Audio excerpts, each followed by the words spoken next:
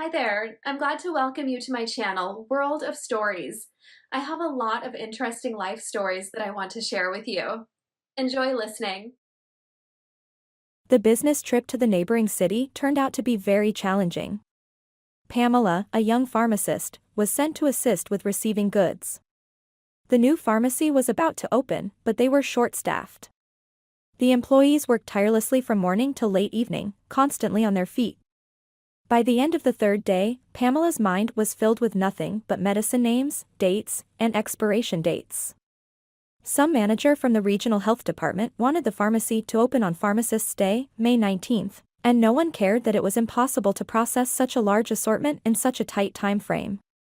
Despite the difficulties, the work was completed earlier than planned, and all the business travelers were allowed to go home. What a surprise for Merrick, thought the girl on the train. He's expecting me on Monday, and I'll show up on Sunday. Pamela, tired but happy, looked forward to a quick reunion with her beloved Mark. She silently unlocked her apartment with the key and entered the hallway. Oh yes, exactly. Now you get it. She, like a snake, pretends to be sweet and dumb. But I know, they would hire anyone for the pharmacy, slip us something, and nobody would know why we died. It seems like Mark loves her, but she's afraid to cling to him too much. No, instead of spending time with a man, hugging him, she's always cleaning, tidying up, constantly looking for something. She washes clothes 15 times. I can barely keep up with paying the bills. She even finds things to do on her day off. I don't know how to get her out of the house. It's impossible to have a private conversation with my son around. She's always studying. Funny, I swear. Everything she does turns out haphazard. Apple pies turn into sour messes. I just keep quiet and eat. They didn't teach them how to cook in the orphanage. But I still keep a close watch on her. They are so embittered by life, they can make up all sorts of things. Pamela froze in horror. She clearly heard her future mother-in-law, Ms. Selina, talking about her on the phone with someone. Well, I don't know what to do. That idiot doesn't even want to get married. I thought he would take me seriously. And yesterday he came home at 2 a.m., reeking of alcohol, trying to bring some girl into the apartment. I would have given him a piece of my mind, but the neighbors might have heard. We don't need any unnecessary gossip, you know. In the morning, I told him. Get married to her. And he said. No, I won't. She's already getting on my nerves. I told him. How is she getting on your nerves? She's cleaning non-stop from morning till night. And he replied. With her excessive neatness. Like in a joke, I woke up at night to get some water, I come back, and the bed is already made. That's what I mean, he said. And what do I think? This is not the time to think, this is the time to act, my dear. She's coming back from her business trip the day after tomorrow, and I'll serve her some mushrooms. She loves my mushrooms, oh, she loves them. With some potatoes. No, why poison her? That's a criminal offense. Am I some kind of fool? I'll just sprinkle a little something on them, and then she'll quietly kick the bucket. The main thing is for all of us to sit together at the table so that no suspicion arises. I'll put mushrooms on my plate and Mark's plate too, but different ones, normal ones. Pamela couldn't believe her ears. Mushrooms? Yes, she loves them, but they want to poison her. Pamela, barely audible and almost holding her breath, opened the door, carefully placed her bag of belongings, and backed away. She did it all so quietly that she couldn't believe she had succeeded. Her heart was pounding furiously, and her legs wouldn't obey. Only after rushing out of the entrance did the girl finally breathe deeply. With quick steps, carrying her heavy bag, she hurried far away from home. Pamela walked 2 blocks before allowing herself to rest. She sat on the nearest bench and cried. Was this really happening to her in real life or was it a nightmare?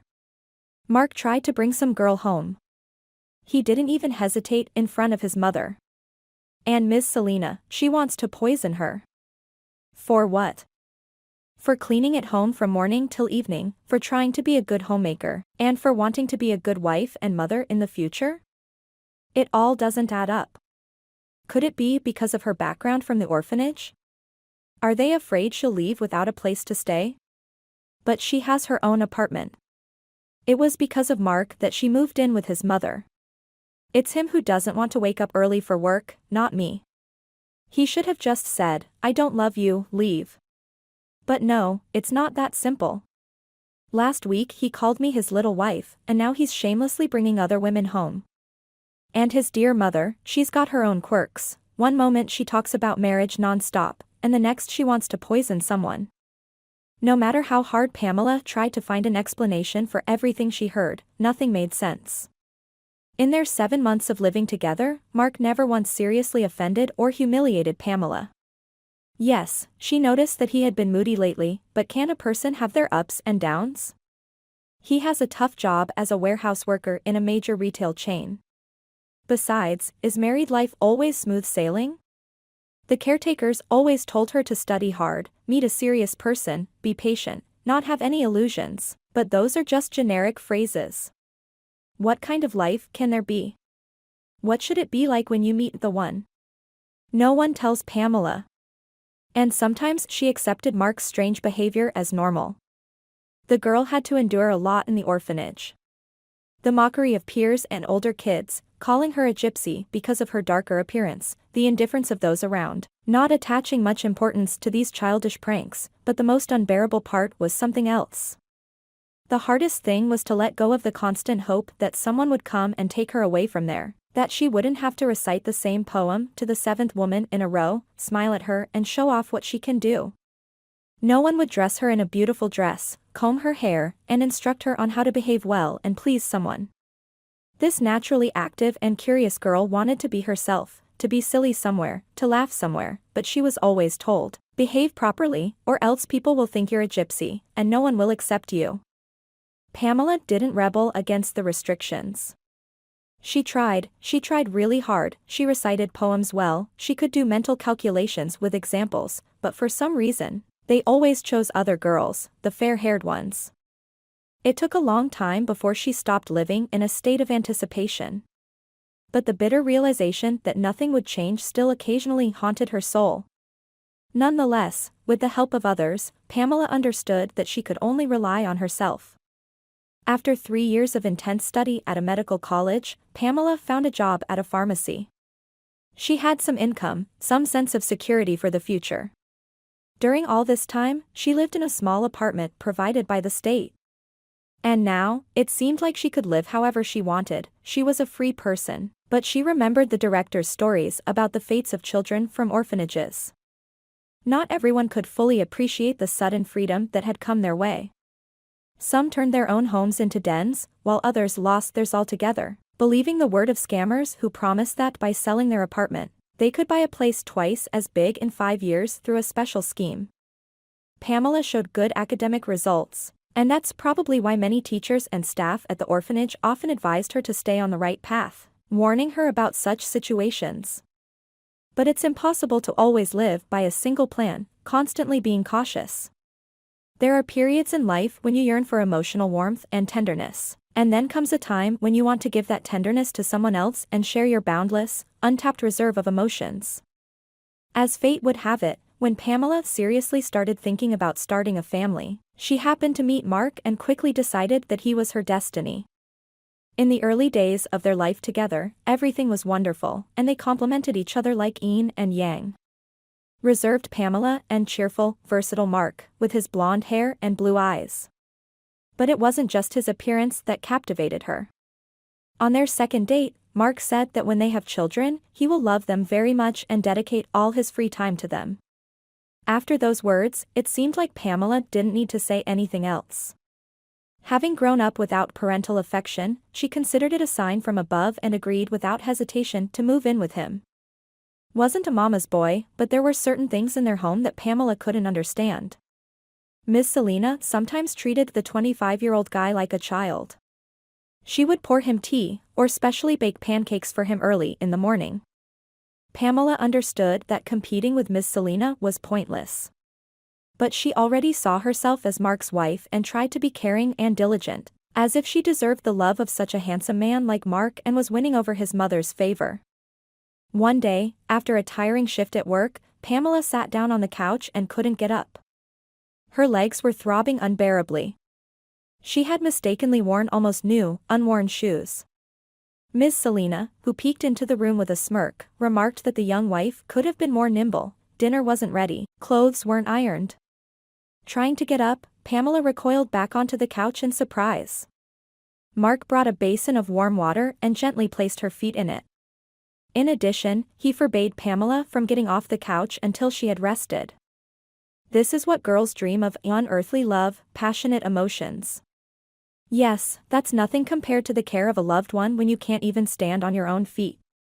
And now everything falls into place again, and Mark doesn't seem so cold and soulless anymore because actions matter more than words. And the fact that he spends whole evenings playing computer games isn't such a great crime. No, Pamela wasn't the type of person often portrayed in Russian films, a submissive woman who meekly accepts the blows of fate and magically finds happiness. She simply longed to experience something she had never had before, and she was confident that patience and hard work would bear fruit.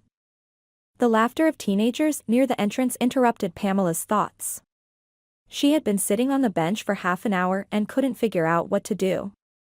The anxiety gradually receded. The evening was warm, with a gentle breeze on her face. And yet, everything is fine. Thank God they let me go early. What would have happened if? Oh, I don't even want to think about it. The girl was about to get up when suddenly the phone rang. It was Miranda calling. Hey, Pamela. What are you up to? How did you get home? Hey. I got home fine. I'm sorry for calling so late. You see, I really need your help. What's the matter? Tell me, I'll help in any way I can. Remember Steven? I told you about him. Well, he's leaving for Dubai tomorrow and he's inviting me to go with him, but Ms. Linda didn't approve time off for me. She said, what if Pamela asks for time off after her business trip and there's no one to work? We also have Vivian who's sick, hoping she doesn't go on sick leave. So you want me to work for you, right? Yes. You understood me correctly. I really need to be on this vacation with him. I've already bought 3 swimsuits and 4 dresses. You might think I'm an immature fool, but Pamela, you're only 22 and you have your personal life settled. I'm 33, and I don't have the luxury of choosing and being picky. I don't really know what I want more, love or to have a child with a decent man. Maybe both. Please help me. Just 2 weeks, and I'll personally pay you back, in addition to what they'll compensate you. Miranda, I'll help you. But I also have a very serious request for you, very important. What's the request? Tell me. It's not about Mark, just to clarify. I just need to figure something out.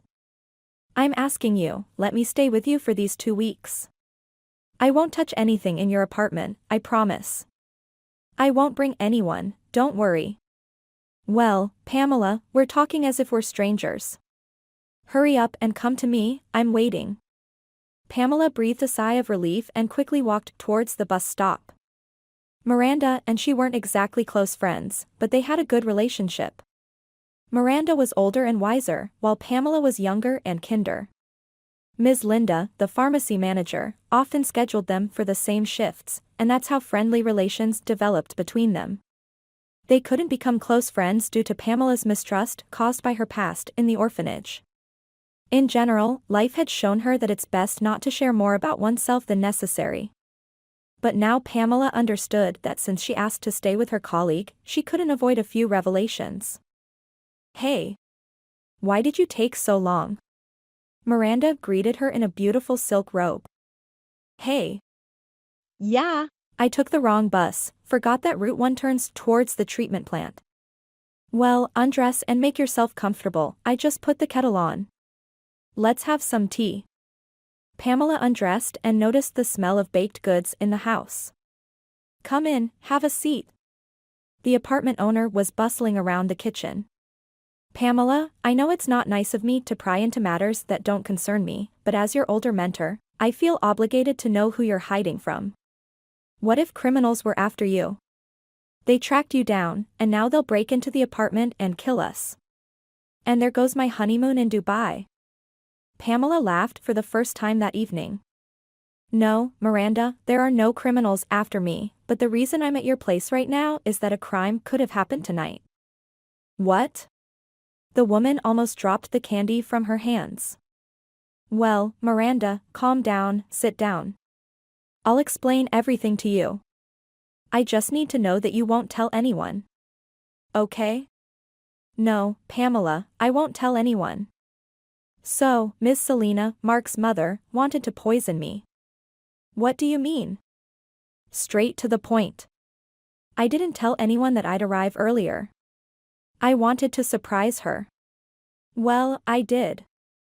I entered the apartment and overheard her talking on the phone to her sister, saying she wanted to treat me to poisoned mushrooms while serving different, non-toxic ones to herself and Mark. Wow. What a scoundrel. She has a bunch of jars with boletus mushrooms, porcini, various mushroom spreads. I don't know why, but I'm always drawn to mushrooms.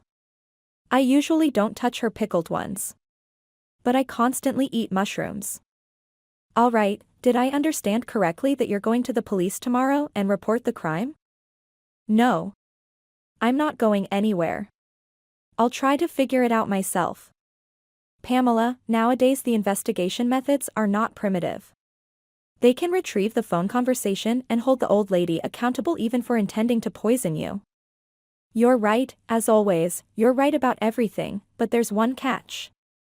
Ms. Selena is Mark's mother, and I'm living with him. So, you want to cut her some slack as a future mother-in-law. And what about the fact that you could have been poisoned and died? Oh well, just minor details, right? Pamela fell silent. I'm sorry, Pamela, it's just that no love should obstruct justice. From my life experience, I know that problems should be dealt with at the root. What if she doesn't slip you mushrooms next time but fried potatoes with rat poison? And you love potatoes too, don't you? Pamela sat there, stirring her lukewarm tea with a spoon, lost in thought, while Miranda couldn't calm down. I apologize, of course, for interfering with my advice here. I just want the best for you and for you not to suffer. And a normal loving guy wouldn't take his mother's side when she plans to poison his girlfriend, right? I think he will, Pamela said sadly. There may be many girlfriends, but he only has one mother, and he's her only son. Well, of course, if he's a mama's boy, he'll always side with his mom. Well, I think you should understand, my friend, that people reveal their true colors in times of trouble. Honestly. I had, a loving husband once. We lived wonderfully, without worries, went on vacations. I was young. You're still pretty. Oh, thank you, Pamela. So, here's the thing. I was young, naive, and I thought that I would be loved endlessly, forever. But then something unexpected happened, my ectopic pregnancy. I suffered, had surgery, and it seemed like everything ended well, but suddenly his interest in me faded. I consulted all the decent doctors in our city. I had 10 papers stating that everything was fine, that we could have children, but he still looked at me as if I were second-rate. You know how it ended. And now, with the passage of time, I understand that it had to happen that way. There had to be a moment that would put everything in its place. I understand you, Miranda. All right, Pamela, I've tired you enough. Make yourself at home. Eat and drink whatever you want. No need to bring any men around. Miranda laughed infectiously. Come on, I'm joking. I know you. Well, I'm going to bed. I've prepared the sofa for you. The next morning, they went to the pharmacy to discuss work shifts with the manager. Pamela stayed at work, and Miranda, already having packed her suitcase in advance, went straight to the airport, even though there were still 6 hours until her departure. At work, Mark called Pamela. He was confident that she was in another city and expected her to return home the next evening. Feelings of jealousy and resentment tempted Pamela to ask Mark directly what he was doing in her absence, but her self-preservation instinct prevented her from giving herself away. Surprisingly, Mark remained extremely calm when he heard that his beloved had an emergency at work, and would only be back by the end of the next weekend. In the evening, when Pamela arrived at Miranda's apartment, she familiarized herself with the household appliances, put her clothes in the washing machine, and heated up the ready-made cutlets in the microwave. She was in someone else's place, but strangely enough, she felt very calm. This paradoxical sense of well-being even in such a horrifying situation was quite understandable. No matter how hard Pamela tried to become a part of Mark and Miss Selena's lives, it just didn't work out. After work, it was rare for Pamela to truly relax in their apartment. Miranda followed her every step, not to reprimand or give instructions, but to find any excuse to not leave the girl alone in the house. Constant thoughts plagued Pamela: would Miss Selena approve of her cooking, cleaning, or how she sat on the couch? It drove her crazy. Pamela didn't admit it to herself and held on to the belief that many people had much harder lives than her. What was there to worry about? Meanwhile, Mark felt very comfortable in the presence of his beloved mother and didn't hesitate to behave as he pleased. For Pamela, all displays of love and emotions towards him only happened outside of the apartment, when they occasionally went out for a walk. Pamela wandered around Miranda's three-bedroom apartment, unsure of what to do with herself. She noticed that the owner was a true neat freak. Everything was washed, cleaned, and there was nothing to be done. Even the flowers were watered. She was about to start missing Mark when she quickly stopped herself. That wasn't her focus right now. She had exactly 1 week to figure out why someone wanted to poison her. Inadvertently, her eyes fell on a beautiful statue of an African woman with a candle-shaped bowl on her head. She remembered Miranda mentioning this statue when she returned from Tunisia, where Pamela had vacationed last year. Pamela picked up the African figurine by the waist to examine it more closely. Unexpectedly, a small folded piece of paper fell from under the statue. Pamela instinctively bent down and unfolded it. On the paper was written a phone number and the phrase "Susanna solves any problems." Oh, how cliché. Pamela couldn't help but blurt out. "Susanna will solve all your problems and rid you of extra money. Miracles, and nothing more." She stuffed the paper back under the statue and went out onto the balcony. Miranda's balcony wasn't enclosed, and the view from the 12th floor was stunning. No high-rise buildings facing each other, just space and freedom. A large cozy courtyard with garages and a playground smoothly transitioned into a park. It had been recently developed, the micro-district was new. Beyond the park, the riverbank was visible, and on the opposite shore, unpopulated newly constructed buildings stood with only a few flickering lights in the windows. Feeling a bit melancholic, Pamela decided to go to bed. No matter how hard she tried, a plan to uncover the strange circumstances just wouldn't form in her mind. The next workday went as usual, serving customers and receiving disapproving glances from the manager in the office across the hall. It may seem like pharmacists have the freedom to work as they please, but in reality, it's still a business. A competing pharmacy had recently opened in the neighboring yard, and it was essential to retain customers, especially elderly residents from nearby houses. Ms. Linda kept a close eye to ensure that the employees primarily recommended expensive medications, rather than discussing cheaper alternatives with the customers.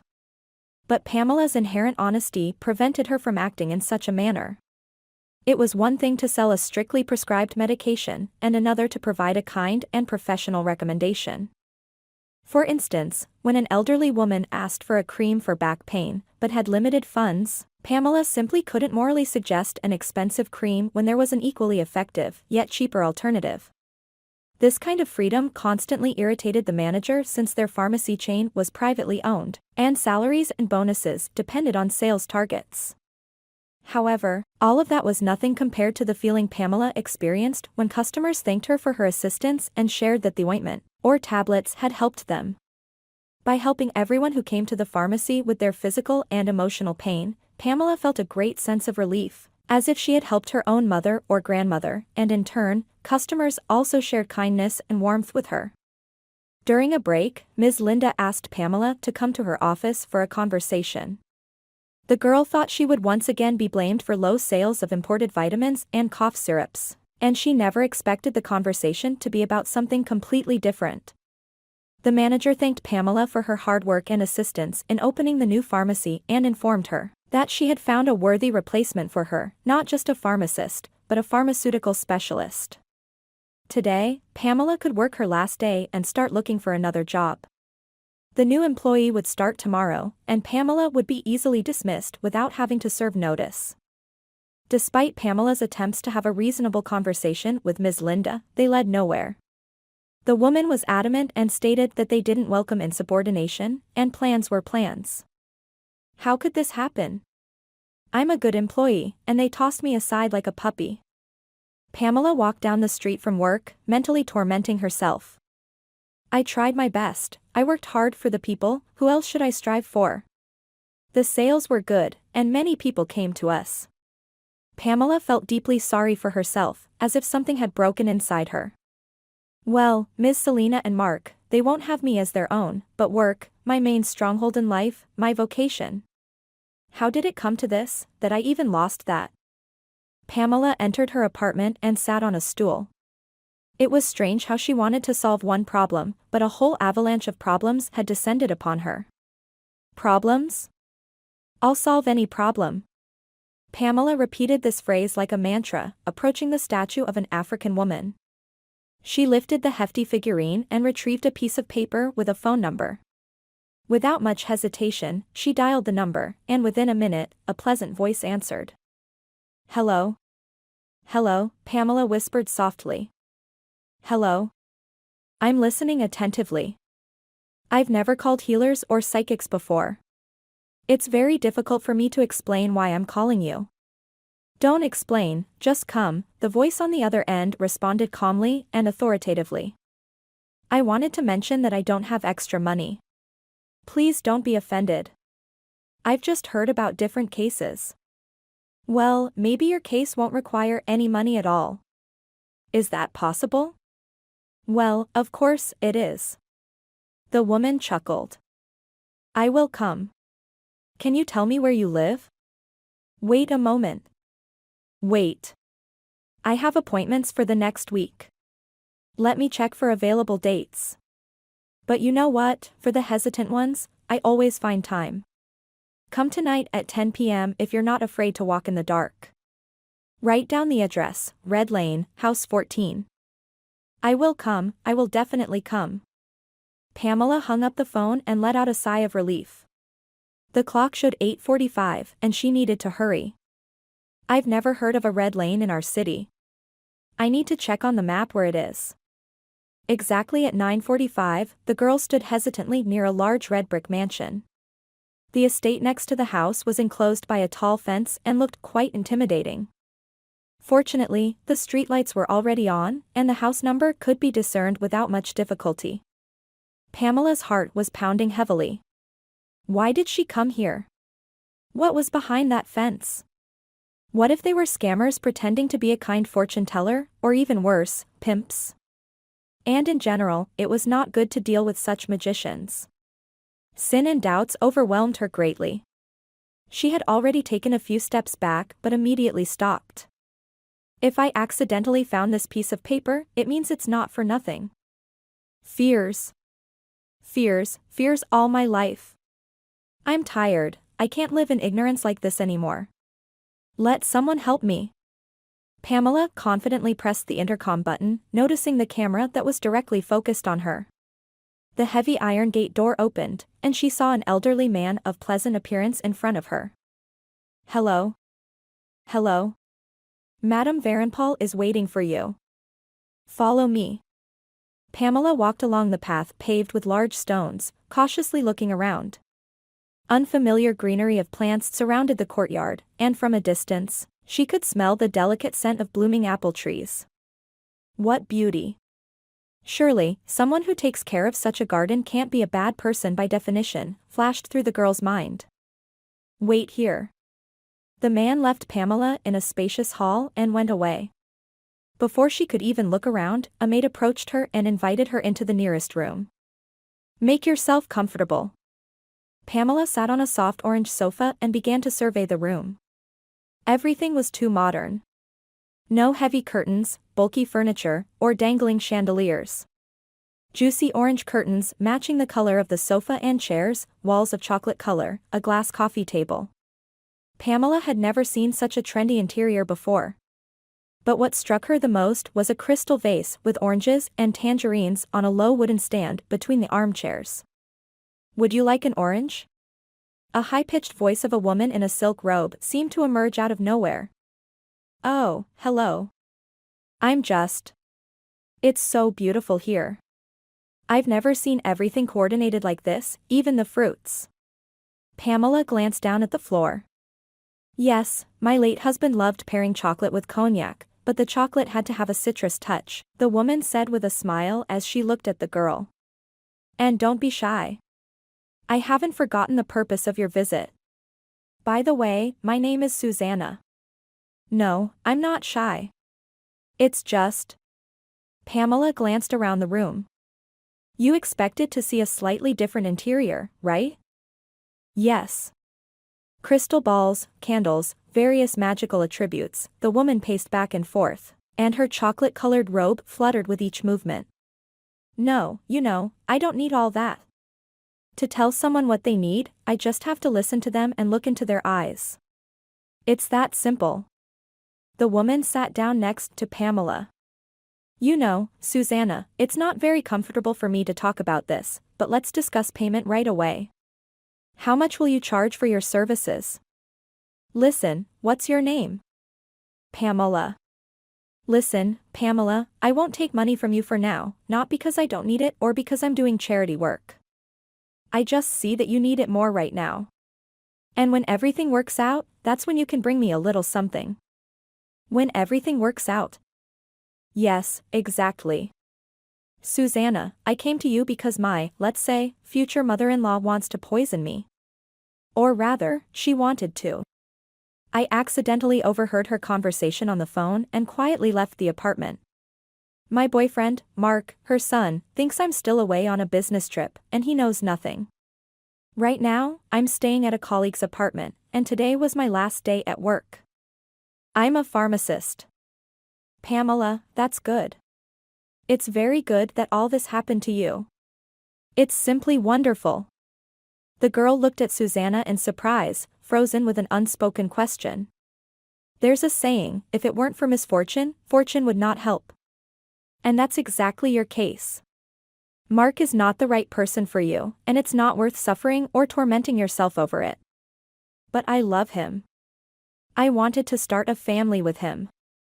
Sweet girl, it's normal at your age to put people on pedestals.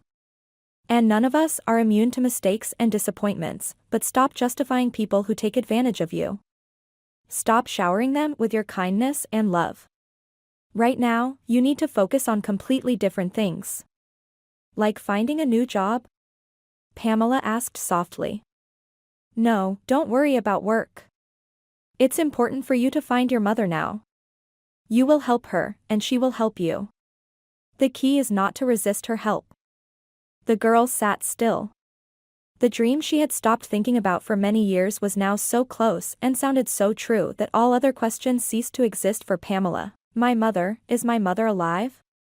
I beg you, Susanna, don't play such jokes on me. Please. You've turned my world upside down. I won't survive if this is a lie. It's the truth. Your mother is alive, and I feel it. I can't tell you where she is, but she's not very far from here. How can I find her? How? Right now, you need to go and find not your mother, but your brother. He definitely knows where she is. I see that your younger brother is currently confined, not in prison, but very close to where you work. Near my workplace, you mean the police station? Yes, that's it. It must be him. But why is my brother at the police station? Did he do something? It's the common desire to make easy money. When you meet him, you might be able to help him and guide him onto the right path. Susanna, how do you expect me to do that? Should I just go to the police station and say, I have this detained brother, don't know his name, don't know what he's accused of, don't know what he looks like. Can I talk to him? But it's ridiculous. It won't be difficult for you to find your brother. You resemble each other a lot.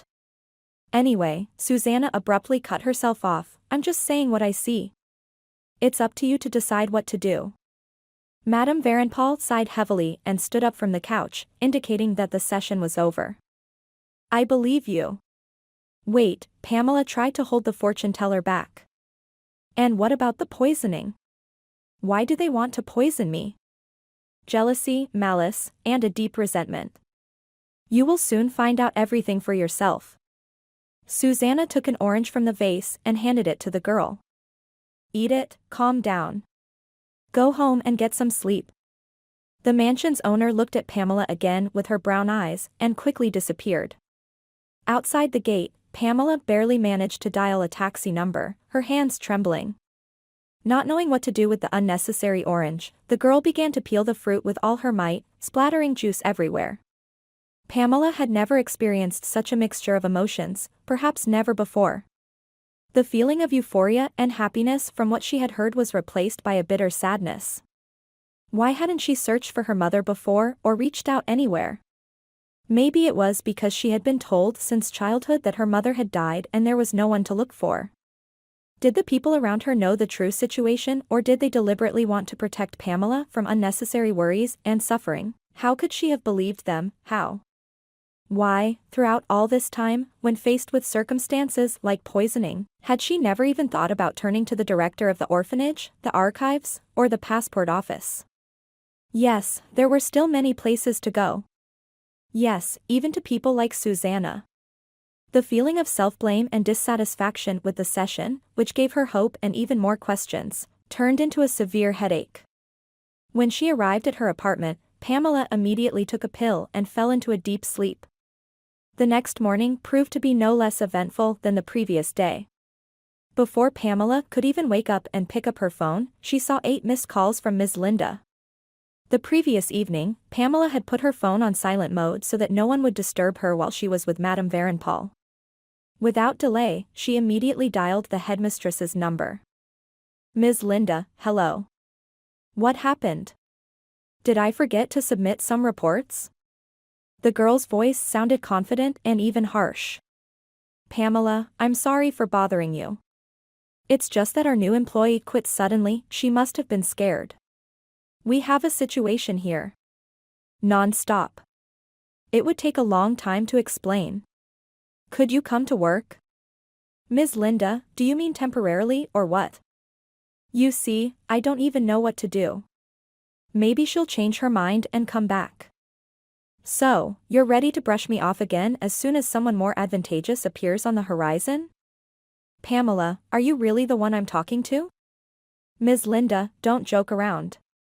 I've worked faithfully and honestly at your pharmacy for 2 years. And you fired me just because I didn't push expensive vitamins on customers, even though I sold excellent domestic vitamins with the same composition. There was an awkward silence on the other end of the line. If you want me to come to work, I have a few conditions for you. You must let me work peacefully and not hover over me for every unsold pill. And secondly, the bonus should be the same for me as for other employees. I have the highest number of customers during my shifts, and I not only meet the sales target, I exceed it. Pamela, do you realize what you just said? I not only understand, Ms. Linda, but I'll even tell you more. You have been taking advantage of me all this time and behaving not as a professional, but as someone who only cares about profit. How many uncertified medications have passed through your counter? How many people have you forced to offer those medications? And if someone suffered because of them? Pamela, the headmistress's voice faltered. Come to work today. I agree to your conditions. Don't get worked up, everything will be fine. Ms. Linda, I already have important matters planned for today, but I can come tomorrow for the second shift. Please have all the necessary paperwork ready for me when I arrive, so that I can start working immediately. All right, Pamela, we'll be waiting for you. Pamela put her cell phone on the nightstand and sat on the bed, stunned by her boldness and lack of tact. So, this is how it works. You can't always be good to everyone. Maybe Susanna is right about not wasting her kindness on everyone? Although I won't jump to conclusions, at least my restraint saved my life. But it's clear that I need to be braver. An hour later, Pamela was at the police station next to the pharmacy where she worked. Hello? Pamela approached the duty officer window and leaned in. I'm sorry, my request may seem very strange to you, but I was told that a young man, a relative of mine, is being detained here. I don't know his name, but he looks a lot like me. The officer looked at Pamela with undisguised suspicion and asked for her passport. Here you go. The girl quickly handed over her document. The police officer approached the second officer sitting nearby. They both looked closely at Pamela, then at her passport, and exchanged glances. Please wait a few minutes. Take a seat over there, said the duty officer and started making a phone call. After 5 minutes, a person with 5 stars on their epaulets approached Pamela. Hello? Are you Pamela? Hello? Yes, that's me. I'm Captain Kevin, the senior investigator of the investigative department of the local police. I was informed about your request to see the detainee Mr. Richard, allegedly your brother. I want to tell you that it's currently not possible. We cannot allow you to see him as you don't have any proof of your relationship. Only relatives or lawyers are allowed to visit. But how is that possible? What is he accused of that I can't talk to him? I'm sure he's my younger brother, and he's innocent. But I can't prove our relationship right now because I just found out yesterday that I have a brother. Can you tell me where you currently work? What is your marital status? And where do you live? Why do you believe this young man is your brother? I worked at the pharmacy for 2 years, it's right over there, around the corner. Pamela pointed to the right with her hand. I live with a young man and his mother. I was fired from my job yesterday, and today they called and asked me to come back. Why were you fired? I think I was fired because I didn't want to push unnecessary medications on people. I have a good relationship with my colleagues, and they can confirm what I'm saying. I see. Can your supervisor and partner confirm all these facts? Yes, of course. They can confirm everything. Tell me, what exactly is my brother being accused of? Your so-called brother is accused of illegally forging a prescription for a powerful psychotropic medication, a strong antidepressant in this case. It happened at your pharmacy. The new employee who started working just yesterday handled it very professionally. She told this young man that the medication had just arrived and he needed to wait in the pharmacy for only 10 to 15 minutes to pick it up. While the young man was waiting, our officers managed to arrive at the pharmacy and detain him. Let me ask you directly, did you assist your brother in this matter? Me? How could you even think that I would go against the law? I know perfectly well the risks associated with such things. And besides, if I wanted, as you say, to help my brother, would I send him to an unfamiliar employee to set him up like this? Wouldn't I find time to serve him myself and not involve the police? But I don't know, maybe you would have helped your brother if you weren't fired so abruptly. And, by the way, there are surveillance cameras in your pharmacy. Would you expose yourself and be caught on camera? Who knows? Maybe you intentionally provoked your own dismissal? I didn't help my brother, there's no reason for me to lie to you. Pamela's voice sounded persistent and firm. Yes, we have cameras, but every such medication is recorded in a special logbook, and the prescription is always collected by pharmacy staff. You can easily trace, based on our records, when and to whom we sold narcotic and psychotropic drugs. And I didn't provoke my supervisor. My colleagues can confirm that. I asked them to let me stay at work. Wait, Pamela. I understand you. Our investigators are already checking all the available information. You've told me enough and now I have to go. I have urgent matters. Mr. Kevin, wait. Please wait. Do you think I'm so foolish that I would just come to the police and incriminate myself? What for? Do I have nothing better to do than to arouse suspicion just to meet some unknown guy? Well, tell me, what reason do I have to do all this? Pamela, I may be only slightly older than you, but I'm not a fool either. Maybe that's not your brother at all, but your boyfriend whom you initially wanted to get back at and then changed your mind. But think for yourself, how can you come to the station and say, I think my brother is here? He's innocent. And I'm innocent too. And on top of that, you don't know your brother's name or what he looks like. And to add to it all, your brother's friend tried to pick up a serious medication with a fake prescription specifically at the pharmacy where you work. And somehow, the new employee who called us is fired after only 1 day. And you, just like that, get taken back to work today. Don't fool me. You're an accomplice and a suspect, no doubt about it.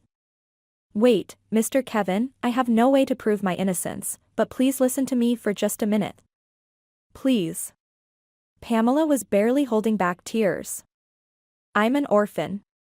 I was raised in an orphanage. All my life, I was told that I have no relatives and never will. And then, completely by chance, I ended up with a woman. She's a psychic, and she's the one who told me to come here, to you. Of course, it may all seem foolish to you, but believe me, in despair, a person can turn to such specialists. Susanna, that's her name, can confirm what I'm saying. She said that my brother would tell me about our mother. The investigator stared intently at Pamela, piercing her with his gaze, but no gaze could match the girl's desire to know where her mother was. She didn't care whether the police officer believed her or not. Being just a step away from meeting the most important person in her life, Pamela spoke confidently and clearly, even surprising herself with her hidden persuasive abilities. We will investigate everything you've said. I will send my colleague to your pharmacy again. If you agree to testify as a witness in this criminal case, I cannot allow you to see the detainee, the man cut in dryly.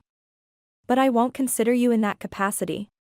Your colleagues have already visited me this morning. Their statements are more than sufficient. They will testify in court for this case. I will allow you to meet with this young man, of course, in my presence. You have 5 minutes for your meeting.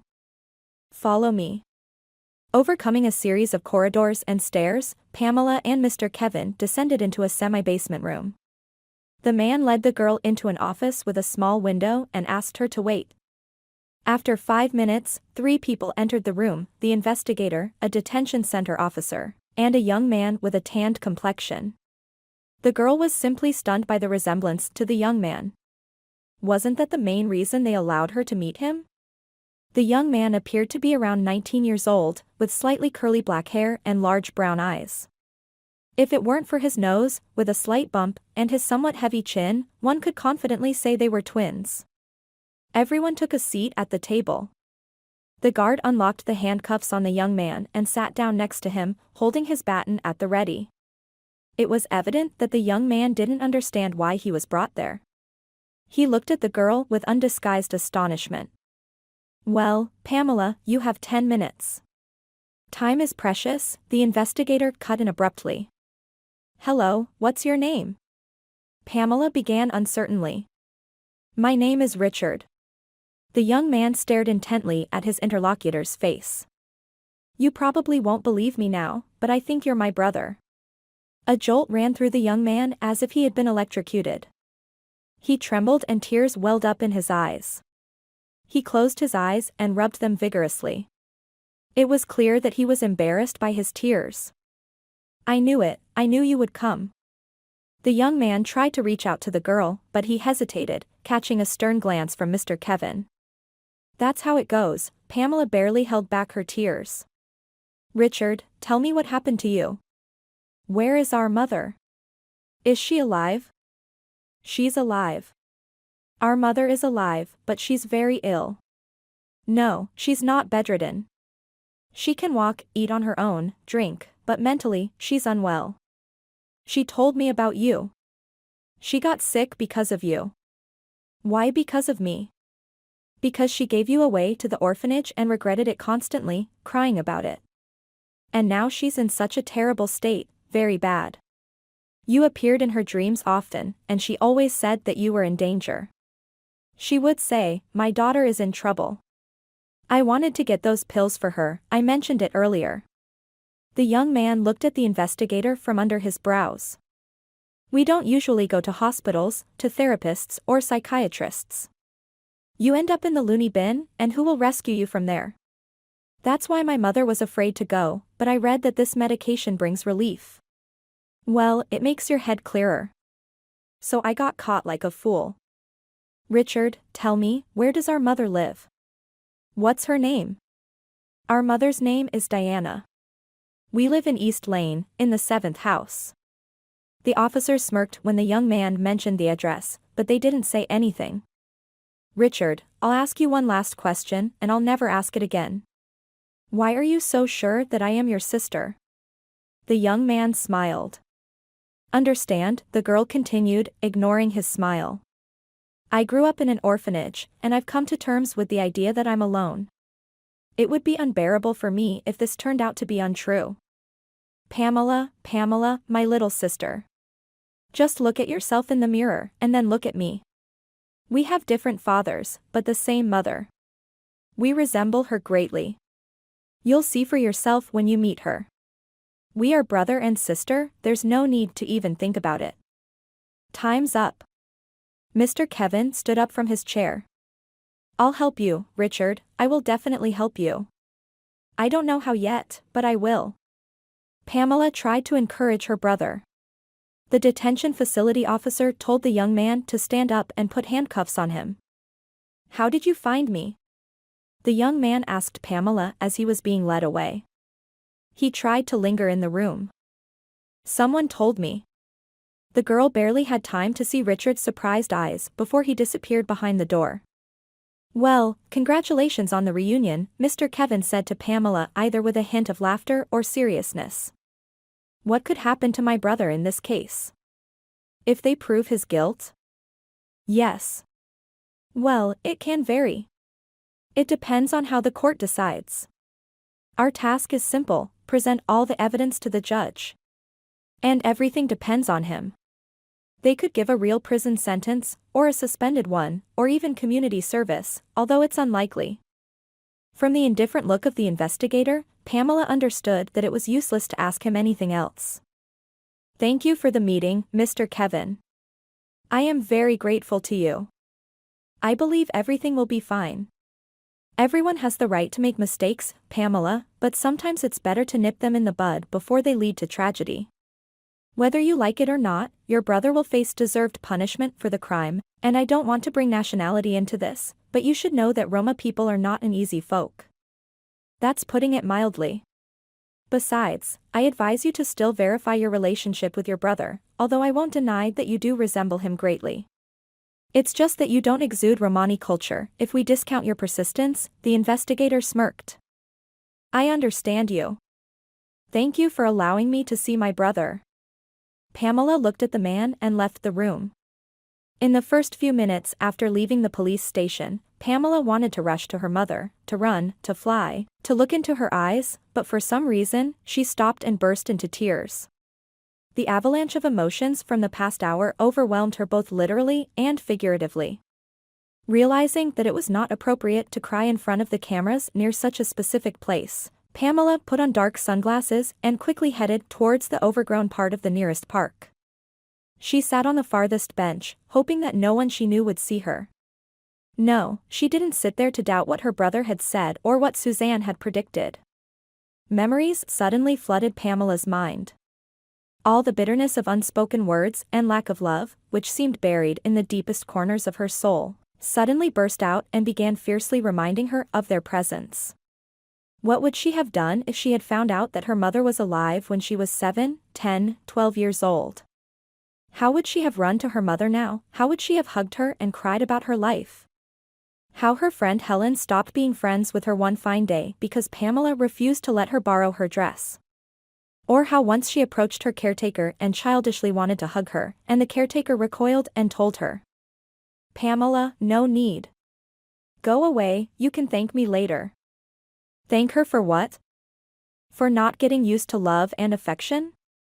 For always having to keep everything inside, the hurt, the anger, the joy, her own opinions? How did that help her in life? Living in a colleague's apartment, hiding from her partner and his mother, who wants to poison her, that's what blind desire to be loved, needed, to not be alone led her to. Oh, how I missed your embrace, Mom. Oh, how I missed you. What would have happened to me if you were by my side? How would my destiny have unfolded? Maybe I would be sitting here like my brother, waiting for trial in the police station, or maybe I would have gone down a different path altogether. Perhaps I would have become a good doctor or a teacher, or maybe. No, I won't think about what could have been and torment myself. Instead, I'll think about how difficult it must be for that boy whose mother buys expensive medicine for him. How difficult it must be for the young woman who can't sit or walk properly after improper treatment. How difficult it must have been for my mother, who suffered all these years. No, I won't express all my grievances to my mother, I won't tell her why she left me, why she didn't take me. After all, I don't know all the reasons that led her to make such a decision. It's good that she's alive and well, Pamela thought, getting up from the bench and heading towards the bus stop. The neighborhood that Richard had mentioned was completely unfamiliar to the girl, but she knew from the police officers that many Roma people lived there. Paradoxically, despite her own almost Romani appearance, Pamela never associated herself with that ethnic group. In fact, she had never really come into contact with them. Moreover, she subconsciously tried to prove to others that she had nothing to do with being Romani. She dressed modestly and inconspicuously, often straightened her curls, never engaged in conflicts, and had such a serious job. All of this left no chance for anyone to even consider that she might have Romani roots. Finally arriving at the desired location, Pamela saw almost exactly what she expected to see. A small wooden house, once sturdy but heavily weathered, was fenced off by a high iron gate. She pushed the gate door, but it was locked. She knocked, once, twice, thrice. No one came out, and just as she was about to get worried, she heard someone's voice behind her. "Who are you looking for?" Pamela turned around and saw a dark-haired woman in her 40s, 45s. "I need to see Mom." "My mom, Diana." The woman's face changed, frozen in place. "Daughter? Jane?" Pamela looked at her mother and couldn't believe what was happening. This was her mother, still very young and beautiful. "Mom, hello. It's me." The woman rushed towards Pamela and embraced her. "Jane, my beloved, my dear daughter. How beautiful you have grown." The woman gently caressed Pamela's face with her hand. "Forgive me. Forgive me for giving you away. Forgive me." Tears streamed from the girl's eyes, but they were not tears of sadness or resentment like back on the bench. They were tears of joy, happiness, the realization that here she was, her mother, her own flesh and blood, even if unfamiliar. "Mom, how happy I am to have found you. I've missed you all these years. My daughter, forgive me, forgive me. Mom, I'm not angry. I'm not resentful. The important thing is that we've found each other, that I've found you." After embracing each other to their heart's content, they entered the house. Diana took charge and apologized for the mess. She would put the kettle on the stove, then try to find something for tea. Pamela saw how her mother was flustered, how she felt awkward about not having anything for tea and the house being slightly untidy. The girl took her mother's hands and pressed them against her. "Don't worry. Mom, don't worry." Diana guiltily lowered her eyes and repeated. Forgive me, my dear." When they finally sat at the table, Diana calmed down a bit and said, "Jane, I felt that you would find me. I believed that we would meet soon, but I also felt something else. I didn't want to tell you about it now, but I won't rest until I do. Someone wishes you harm, very strongly. The person who lives close to you hates you. Tell me, my dear, who are you living with now?" Pamela still couldn't get used to her mother calling her Jane. She liked that name very much, but for now, it was still unfamiliar to her. Pamela told her mother about herself, about Mark, about her job, and about her life in the local orphanage. However, she didn't mention anything about childhood grievances or Miss Selina wanting to poison her. She remembered words about how her mother had been suffering a lot in recent years, which is why she needed such strong antidepressants. Pamela didn't want to get into tears and explanations about that. Right now, she needed to think about how to help Richard, and she would find a way to solve her own problems somehow.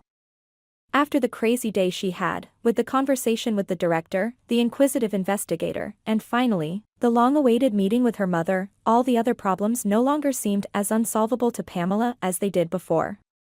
Carefully, Pamela asked her mother about the pills that Richard had tried to illegally obtain from the pharmacy. Diana didn't answer immediately, but after a bitter sigh, she said, "I don't take those pills, my dear. The police have already asked me about them.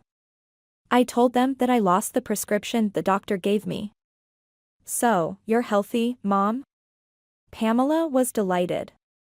"I was really upset because it was a very serious medication. I beg you, under no circumstances should you tell anyone about this. I kept it hidden from everyone. We moved here with Richard a year ago. Before that, we lived in another city. Our city is 590 kilometers away from that village. And as soon as we moved here, Richard, not himself anymore, started being rude, disappearing in the evenings, got involved with some guys. They persuaded him, the youngest one, to earn money like that. They said he's a true gypsy. That he has a lucky hand. And he fell for their stories." Diana burst into tears. "But I'm to blame myself for how things turned out, completely my fault. I don't have a proper job, so I make ends meet by telling fortunes to someone. I'm not as crafty as my sisters. I can't take a lot of money from people.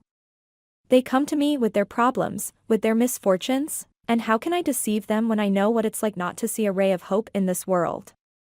"Mom, why did you and Richard move, and where did you get sisters here? Are you originally from our city?" "Yes, my dear, this city is my hometown. I was born here and lived here until I was 16, but fate decided otherwise, and I had to leave." "Mom, please tell me. I'm ashamed to look you in the eyes, Jane, and even more ashamed to tell you all of this. I'm afraid that when you hear everything, you'll just leave me forever." The mother took her daughter's hand, kissed it, and held it tightly in her own hand. "Well, then pour yourself some more tea, it's going to be a long story." Diana smiled sadly. "I grew up in this city, on the neighboring street. Many of my relatives still live here. My mother passed away last year, I had a chance to see her. She wasn't old yet, only 64. She suddenly had a heart attack, but my father is alive, thank God, although we don't communicate. They and my sisters still blame me, saying that if I hadn't run away 25 years ago, my mother would have lived many more years. We used to have a very close-knit family, but it turned out that when I came back, there was no place for me. Since I betrayed my parents from a young age and ended up like this with you, they don't consider me their own here, and no one helps me, even though my second cousin lives just across the street, or my third cousin. Traditionally, in our family, children must unquestioningly listen to their mother and father. But I disobeyed. That's probably how life goes all topsy-turvy. When I turned 16, my parents wanted to marry me off, but it was mostly my mother, not my father. I was very beautiful in my youth. And my parents had already made arrangements with another family. They had a boy growing up, my peer. My sisters had been married off before, and for some reason, my father felt sorry for me and said, "Let her enjoy life with such beauty." So I lived in my parents' house, loved and spoiled. I did little household chores, and often took care of my sister's children, but my mother couldn't calm down because I wasn't settled. She started telling my father that with such beauty, someone might take advantage of me before it's time. And then there would be no way to wash away the shame. We began preparing for the wedding, and I had to gather my dowry. I didn't like my future husband, Yakov. I had seen him secretly with my sisters when he was helping my father build the house. But we're not allowed to defy our parents. I had even come to terms with everything, and then, out of nowhere, I met your father. We would have never met in life if my aunt hadn't asked me for help at the market. Her daughter had just given birth. They used to trade together at the market. So, this aunt, Zulia, convinced my parents to let me work as her assistant. Not for free, of course, but for money. She said I needed to learn the trade, as I didn't know how to do anything by the age of 16, either steal nor keep watch. I stood at one row, and she was around the corner, 3 stalls away. Whenever a customer chose something, I would immediately call her, and he would settle the payment with her. And your father, Alex, worked as a porter at the same market. That's how we met. We talked, and eventually, we fell in love with each other. He was a handsome guy, strong and tall. I liked him right away, and at that time, I didn't care that he turned out to be irresponsible. Who could have known that I was heading for trouble? Aunt Zulia kept a close eye on me. She told everything to my mother when she found out I was getting involved with a Russian guy. After that conversation, my mother started rushing with the wedding. One morning, I woke up and she said to me, "Well, how did it go? Did you make any profit? It seems like you didn't sell anything. Today is your last day at work." I found a replacement for my sister. I didn't think, my dear Jane, I didn't think that the love between Alex and me would flare up so intensely, that I would lose my mind and defy my family. On my last working day, I told him that I wouldn't go to the market anymore. I would stay at home, and in 2 weeks, I would get married. He was very upset, not himself. An hour later, he approached me and said, "Let's run away. My grandmother far away. She'll take us in, and I'll find a job there." As soon as I heard that, I immediately declined. And he said to me, "You'll regret it your whole life, you'll have to live with someone you don't love, shed tears, but it will be too late." It shocked me like an electric shock. I thought, not only will I have to live like that, but also have children with someone I don't love. Or worse, like my sister, whose husband beats her at home and she endures it all. Where can she go? She's married with 2 children. That's how Alex and I decided to run away. I packed some things at home, hid the bag behind the fence at night, and told my mother I was going to my aunt to get some fabric. She promised me, supposedly, for the wedding. I just crossed 2 streets with the bag, and Alex was already waiting for me there. We ran to the train station, got on the train. Passports were not required back then. And that's how we ended up in his grandmother's village. And then, Pamela asked her mother, barely audible, as if she didn't want to tell the rest of the story. What happened next? We arrived in that village and settled at his grandmother's, Ms. Barbara. Alex's grandmother was from his father's side. He had seen her very little in his life. At first, she seemed happy, but as soon as she found out that I was a real gypsy and that Alex had taken me away like that, she immediately started lamenting that we couldn't have a life without parental blessing. Her son, Alex's father, Peter, did something similar once. At 18, he joined the army and got married right before his discharge. His mother was angry with him, and he left with his young wife to our town. If he had known that his own son would do the same thing 20 years later. But at least Peter didn't abandon his children. He raised them himself. And Alex told his grandmother later, I accidentally overheard it, that he didn't even plan to run away, but his mother gave him conditions, saying, "Live with whoever you want, just not with a gypsy." And that's how it turned out that we had no life. At first, everything seemed to be going well. Alex found a job, and I helped his grandmother with household chores. But every day she became angrier and angrier, even though she seemed nice on the surface. And when I became pregnant, she started to belittle and criticize me even more. I cried often, I missed my parents, my relatives, but could I ever go back? I disobeyed my parents and got pregnant by a non-Roma guy before the wedding. Due to the stress, my blood pressure started rising for the first time in my life, and other health problems emerged, even though I had always been healthy. Alex became increasingly gloomy. He no longer embraced me, even in the final months. He would go out to the porch and smoke. They started paying him less at work. His boss said, "You're not a local. I pay the locals well, but you should be content with what you have. And the work is hard, carrying bags." I asked Alex, "Maybe we should go back to the city. Somehow we'll manage, closer to our own people." And that's when he hurt me deeply for the first time. Why did I get involved with you? I didn't listen to my parents. If my mother and father had accepted you, a gypsy, would I be wandering around in unfamiliar places like this?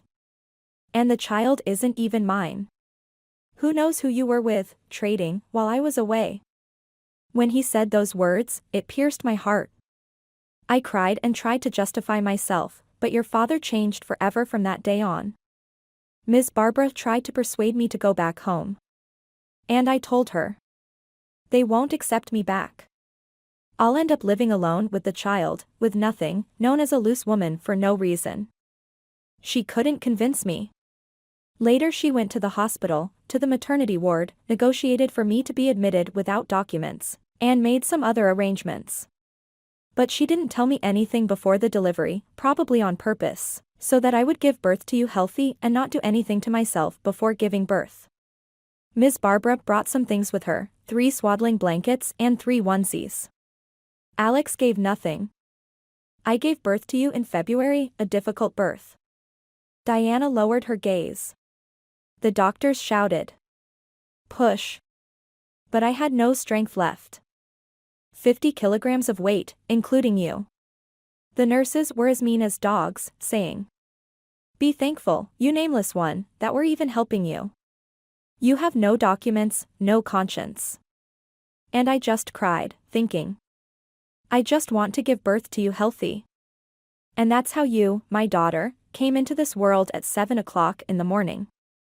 What do I do without my family, without documents? Jane, I gave birth to you on February 16th. We didn't have cell phones back then, just regular phones. I tried calling Miss Barbara, but no one answered at home. I wanted to inform them, Alex and Barbara, that you were born. At first, you were so quiet, but on the second day, you started crying. The doctors said you wanted to eat, but unfortunately, I had very little milk. And with all the distress, what kind of milk could there be? 2 days later, they discharged me, and there was no sign or trace of anyone. How was I supposed to get home? I didn't know. I approached one of the attendants and told her. Don't you know my mother-in-law, Ms. Barbara?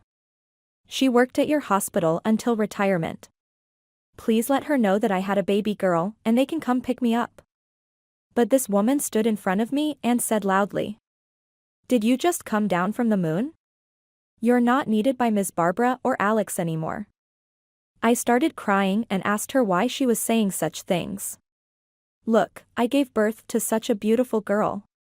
When you were born, your eyes were dark blue, not brown, and your hair was light chestnut. I even thought you would resemble your father when I saw you for the first time. And that attendant said to me, Didn't Alex tell you that he's going back home to his parents, and you're not his mother-in-law's daughter anymore? You're nobody to her, and she won't call you anything. You enchanted that young guy, and you think everything will work out. Stay in your room and don't show yourself. I rushed back to my room, put you on the bed, kissed you, and then I jumped onto the windowsill, wanting to throw myself out the window. But a kind woman grabbed me by the legs and said, Where are you going? Do you want to leave your daughter an orphan? That's how she stopped me. I didn't jump. It's just that everything came crashing down all at once, and there was no one to help. I didn't expect such cruelty from Alex. I thought that once he sees you, everything would work out for us. But he treated me this way. I'm lying in the room, crying, and then a woman in a white coat approached me. She was pleasant. She spoke with me for over an hour, asking about the father of the child, where I live, and how I ended up here. I told her everything as it was, and she suggested something about you. To give to an orphanage? Pamela asked softly. No, darling, no. She suggested giving you to another family, giving up on you, Diana said and started crying again. I didn't want to, my sweet girl, I didn't want to abandon you like that. But I realized I had nowhere to go, and I was scared of my own parents. That woman convinced me that you would live in a good family, lacking nothing, that everything would be fine for you. I didn't know that you would end up in an orphanage. I swear to God, I didn't know.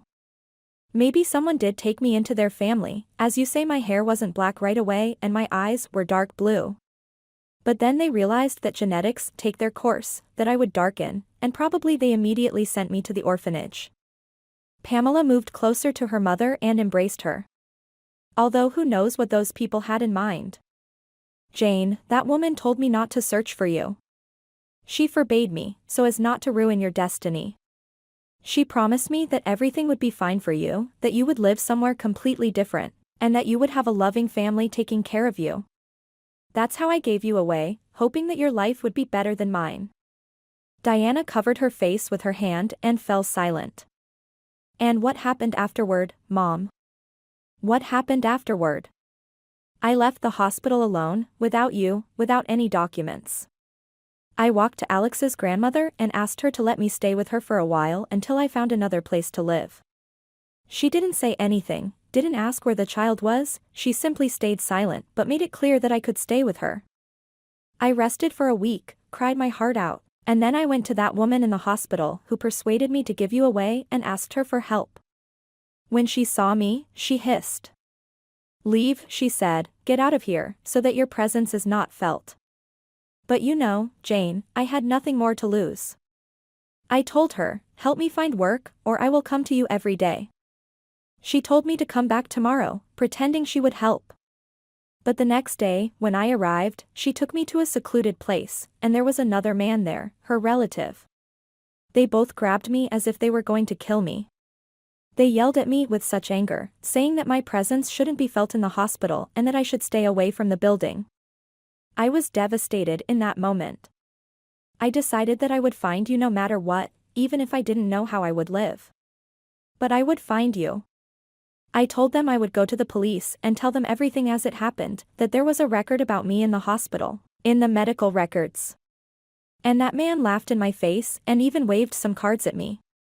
He said he worked in the police himself and would have me arrested in no time, he would find a reason. I cried and said, "I just wanted some help. Why are you treating me like this?" The man shoved money into my hand and said that if they saw me near the hospital even once, they would definitely have me arrested. I left the building and walked, crying. I sat on a bench and saw some young people celebrating a wedding. I felt so sad, so disgusted. And it was just my 17th birthday that day. And my fate was so worthless from a young age. I went back to Grandma Barbara's house, told her everything, showed her the money, and asked, "What do I do now?" She said she would buy me some bed linen with that money and a cheap blanket, and I would go sell them. And to make sure no one bothered me or stole anything, she would place me near her acquaintance, Uncle Arthur, who had been selling fishing gear in that spot for many years. He was 57 at the time, and Grandma Barbara was 67. So I ended up living with her and constantly crying and thinking about how to escape poverty. If it weren't for Uncle Arthur, we might have been killed somewhere and thrown away. Those were difficult times. Ms. Barbara didn't really talk to me about anything. I tried to ask her about Alex, your father, and she forbade me from even mentioning him. But I didn't hold any grudges against her because she taught me many things, cooking, gardening. I'm very grateful to her for that. I didn't interact much with the local gypsies, although one guy was interested in me, but I didn't even look at him. He was very handsome, and who was I? A helpless wanderer. No family, no home. And the same happened with you. I couldn't just forget and move on so quickly. 2 years passed like that. I slowly began to escape poverty. I only knew the house and the market. The pain about you started to fade, and I kept thinking about how to return home. I missed my parents and sisters a lot. Instead of simply visiting, I foolishly wrote a letter to my cousin Rubina to find out how they were doing. I was afraid to write to my immediate sisters because the letter would have reached my father, and in that letter, I revealed everything unintentionally. I decided to complain. 2 weeks later, I received a letter from Rubina. Oh, how I cried, how I suffered again.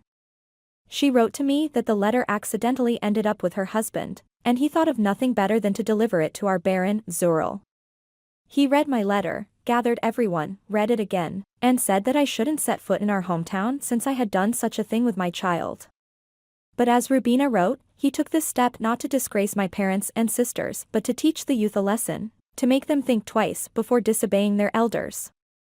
And when my mother heard about it, in front of everyone, she felt unwell, and my relatives turned against me.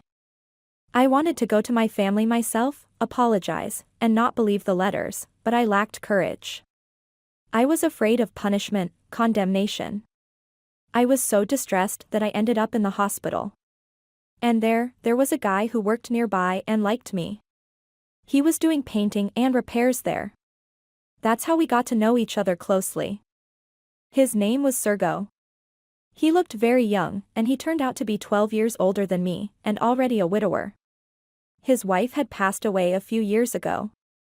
He had everything for life, a house inherited from his parents, a car he earned himself, but he didn't have happiness. 3 months later, we got married. I moved out of Ms. Barbara's place and started living with him in his small house. Sergo turned out to be a very hardworking man, and we were soulmates. That's what true family blood means. And he surprised me, you wouldn't believe it. He read books and retold them to me. Before meeting him, I hadn't read a single book. Gradually, things started to improve for us. I worked at the market, selling goods, and he would drive me around in his car, always watching over me and not letting anyone harm me. And then Richard was born. His father loved him deeply, and Richard loved his father. However, we couldn't have any more children, that's how fate decided. But I spoiled Richard lot. I poured all the love that I didn't give to you onto him. If it weren't for his father, I don't know how he would have performed in school. In the last 2 grades, they wanted to send him away with a certificate. I went to all the teachers, begging them to let him stay. While we lived with Sergo, we built a new house and bought a new car. After Richard was born, I started calling my parents and sisters, inviting them to visit. They came to us several times as a whole family. Everyone came except for my father. I gave them nice gifts and did my best to make up for my mistakes. Life seemed to be getting better. Everything started to fall into place, but then, 3 years ago, disaster struck. By that time, we already had our own trading point, and Sergo would travel for goods. We traded textiles. Once, he was driving back from a neighboring city, and he either fell asleep or something happened to him. He veered into the oncoming lane and collided head-on with a truck. When I found out about it, I couldn't utter a word for 2 days. I cried uncontrollably. My relatives came for the funeral, and his relatives came too. My cousins and brothers started accusing me of ruining him with my trading, saying that I forced him to constantly travel. We almost had a big argument with them. Maybe they were envious that Sergo had given me all his possessions, and as he sensed it, he said, "Let me put all the documents in your name." That's why his relatives started attacking me. I had to organize his funeral myself. I had to take a large loan at a high interest rate to ensure everything was done properly. Richard couldn't believe that his father was gone. I thought he would help me later on, but he refused. He said, "You spent your whole life trading with Dad, and I grew up on my own. I don't want to be involved with your mess." After Sergo's death, everything went downhill. Tax audits started coming one after another. I couldn't keep up with the bribes they demanded, and at one point, they even threatened to send me to prison, accusing me of giving bribes. I had to sell the car and the garage to pay off the debts. Then we started gradually selling off the goods. I could have hired someone to help, an assistant, but after all that tragedy, I lost all motivation. I didn't want to do anything, everything became repulsive to me. Then Richard finished school at 18. He failed one grade once, but then 2 weeks later, he received a military draft notice. I approached acquaintances, friends, but no one wanted to help. But why should he go to the army? He has had gastritis since childhood, and he is unprepared, not athletic or strong. I gathered my courage and approached the military enlistment office, saying, "I have only one son. Why are you sending him to the army?" And the officer replied, "Madam, you are not disabled, and you can support yourself. You have a registered trading point. So your son, like any normal guy, is subject to conscription. I thought to myself. No way. I won't allow them to mistreat my son in the army. But how can a Roma be a soldier? I've lost you, and I don't want to lose Richard too. I managed to find someone in a neighboring town who could help, but he demanded an exorbitant amount of money, which I couldn't afford. Richard immediately decided to enlist, saying, "Don't sell the house, Mom." But what was I supposed to do? What use is this house to me without my son? We packed our belongings in 2 days and moved them to the garage, and within 2 weeks, we sold the house. I lowered the price and hired a real estate agent to assist with the paperwork. We stayed with an acquaintance during that time. Eventually, everything was resolved with the army, and Richard wasn't taken in for service. With the money we had left from selling our huge house, we could only afford this place you see now. Diana glanced around the room. Richard didn't want to leave, and he blames me for it now. He says nothing would have happened to him if we had stayed in our hometown. But he doesn't appreciate or understand that I sold our last home just to keep him out of the army. He has no inclination towards studying or working. What about relatives, Mom? Can't they help? You're on good terms with them now, right? Relatives, my dear, they don't really interact with me. I called them when I was trying to solve the army issue. They already told me then that they couldn't help. You know, among Roma, boys get married early, and by the age of 18, most of them have 2 children. And besides, I didn't go to them for help. They didn't invite me here.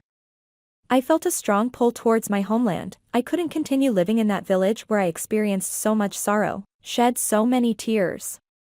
My mother's heart told me to go back, to where I was born. And I wasn't wrong, it led me to you. But what should we do about Richard? I don't know, Diana sighed. I told my sisters about my son, but they didn't even want to listen. You've ruined your life on your own from a young age, made mistakes, and now you're reaping what you sowed. And we have our own problems, with a bunch of children and grandchildren to support. You've lived somewhere else your whole life, never helping your father or mother, and when problems arose, you showed up at home. Pamela listened to her mother's confession and understood that it hadn't been easy for her all these years. It was somewhat of a relief for the young woman that, despite being a Roma, she spoke and behaved completely differently from the Roma in the camp. After spending another half hour with her mother, Pamela headed to her apartment, lost in thought about how to help Richard. She had some savings, but they probably wouldn't be enough to fully pay for the services of a lawyer. And besides, they had plans with Mark. Oh, how strange it sounded now, they had plans with Mark. No, there were no more plans with Mark. Mother Diana had told me about the consequences of sacrificial love. Thanks, no extras needed, especially considering that Mark hadn't called or messaged for 2 days. She needed to help her own family members. Let strangers fend for themselves. But how should she proceed? Should she rush to the bank to apply for a loan or ask someone to lend her money? Her cousin turned out to be a notorious liar, but she wouldn't find another cousin like him, and certainly not a blood relative like her mother. But it wasn't just the newfound relatives that were the main reason why Pamela was willing to take out a loan. She, more than anyone, understood the importance of helping in difficult times. After all, she had also received help. Her colleague Miranda let her stay at her place, and the psychic Suzanne didn't even ask for money. And who knows how her life would have turned out if she hadn't picked up that beautiful African figurine, and ended up in a completely unfamiliar apartment. An hour later, Pamela stood outside the law firm. Without wasting a minute, she hurried inside. A young lawyer named Ben listened attentively to Pamela. You know, I have a blood brother, from my mother's side. He's 19 years old.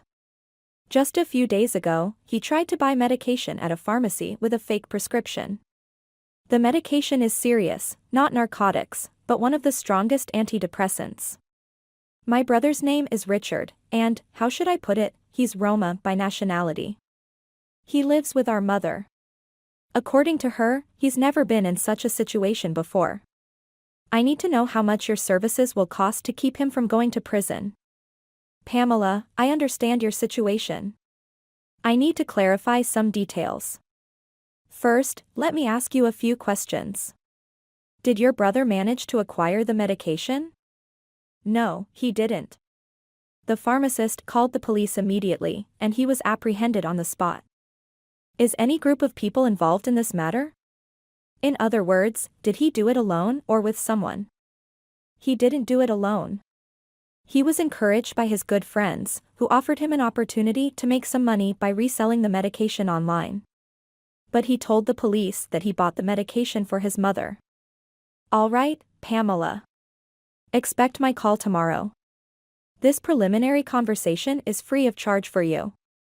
I'm sure there will be many nuances in the case, but from what I understand, you vouch for your brother that he hasn't been involved in any fraudulent schemes related to medications before this incident? Yes, I vouch for him, the girl replied firmly. I have dealt with such cases before. It's fortunate that your brother didn't manage to sell the drug or even hold it in his hands. The price for my services will be approximately like this. The man handed Pamela a sheet of paper with information. Of course, it's a preliminary estimate, but I don't think it will change significantly in the end.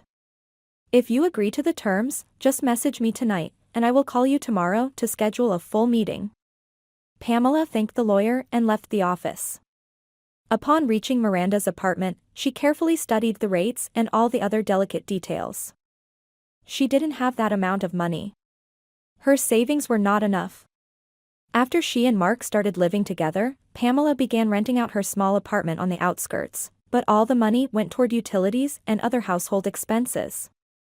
She didn't want to be dependent on anyone, and their budget with Mark was tight. On top of that, Pamela wanted to show Miss Selena that she didn't come into this relationship with everything already taken care of. She didn't buy unnecessary trinkets or clothes, and rarely took taxis. So, over the course of nearly a year living with Mark, she managed to save a small sum. She even mentioned it to Mark, hoping for some praise, but he just smirked at her admission and replied, "Yes, you're a profitable bride, no father, no mother, no mortgage, and you're even saving up, well done." The next day, Pamela woke up early, feeling anxious since 6 a.m. She needed to get ready and go to the pharmacy to obtain an income statement.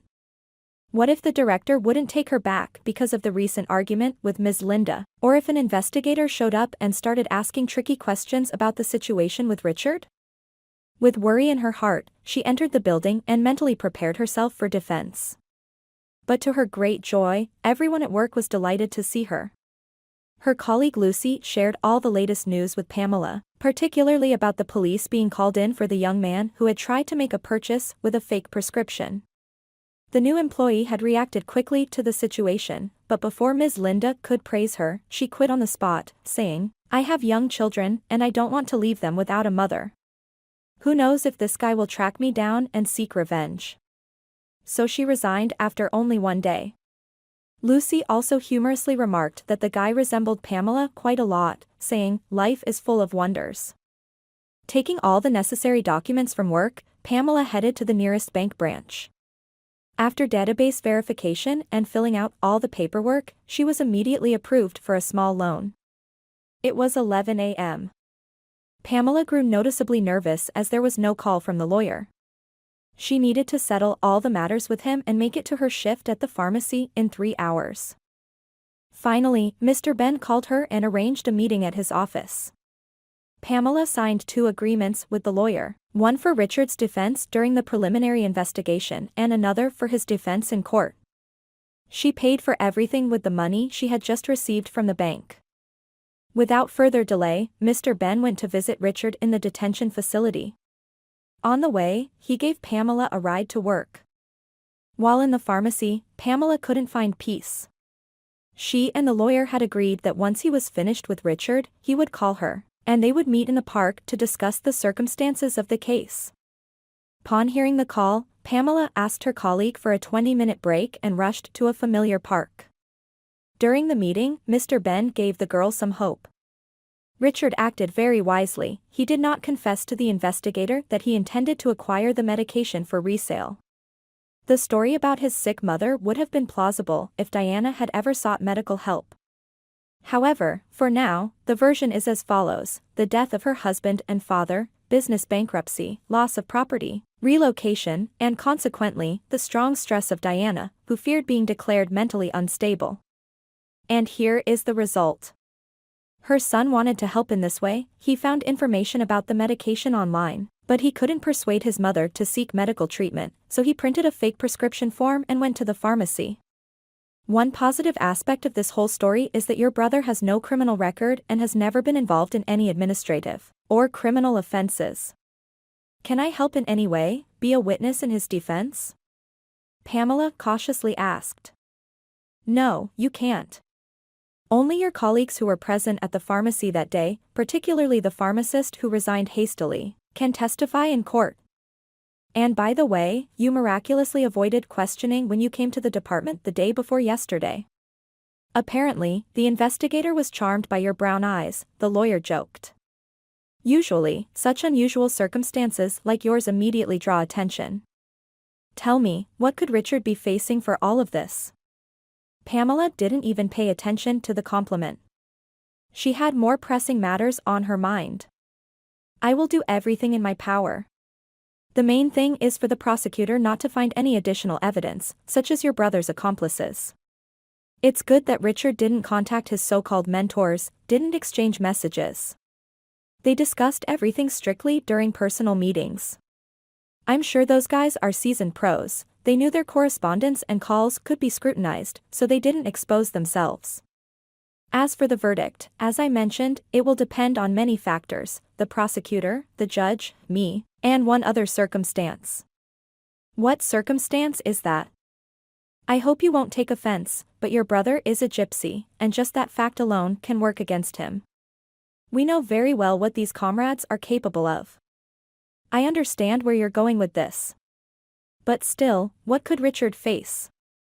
He could face a suspended sentence of 1 year, a significant fine, or court-ordered community service, or, in the worst case, a prison term of 1 to 3 years. Pamela turned pale. Don't despair prematurely, it's not worth it, summarized Mr. Ben. Tomorrow, I will visit your mother. Tell her to be at home. And now, I have to go, Pamela. Thank you for explaining everything to me.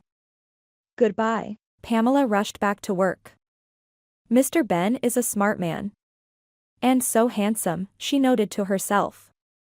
Oh my, what am I thinking? I need to focus on Richard, my mom, and myself, after all. I just hope he can help. I hope it won't be in vain. For the remaining time, Pamela worked like a busy bee, serving customers and providing phone consultations. She tried to keep herself busy every minute to distract herself from various thoughts, especially thoughts about Mark. Does she love this person, or is she trying to convince herself to love him?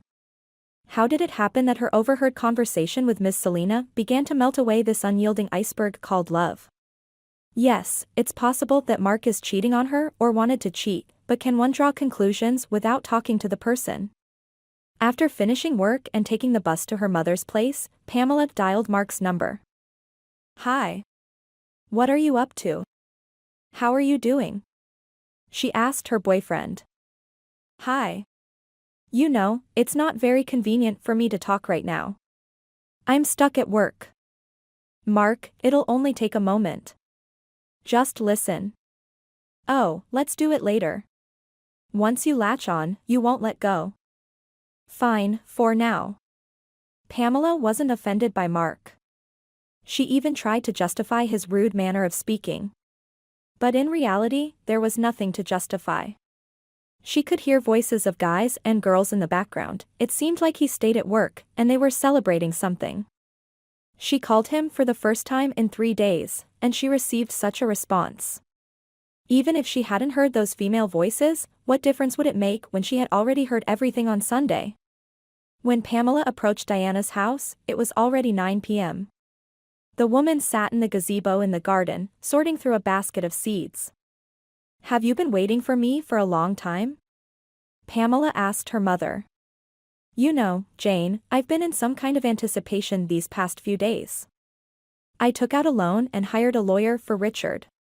He said he would do everything possible to keep Richard from going to prison, but the decision will still depend on the judge, the prosecutor, and many other factors.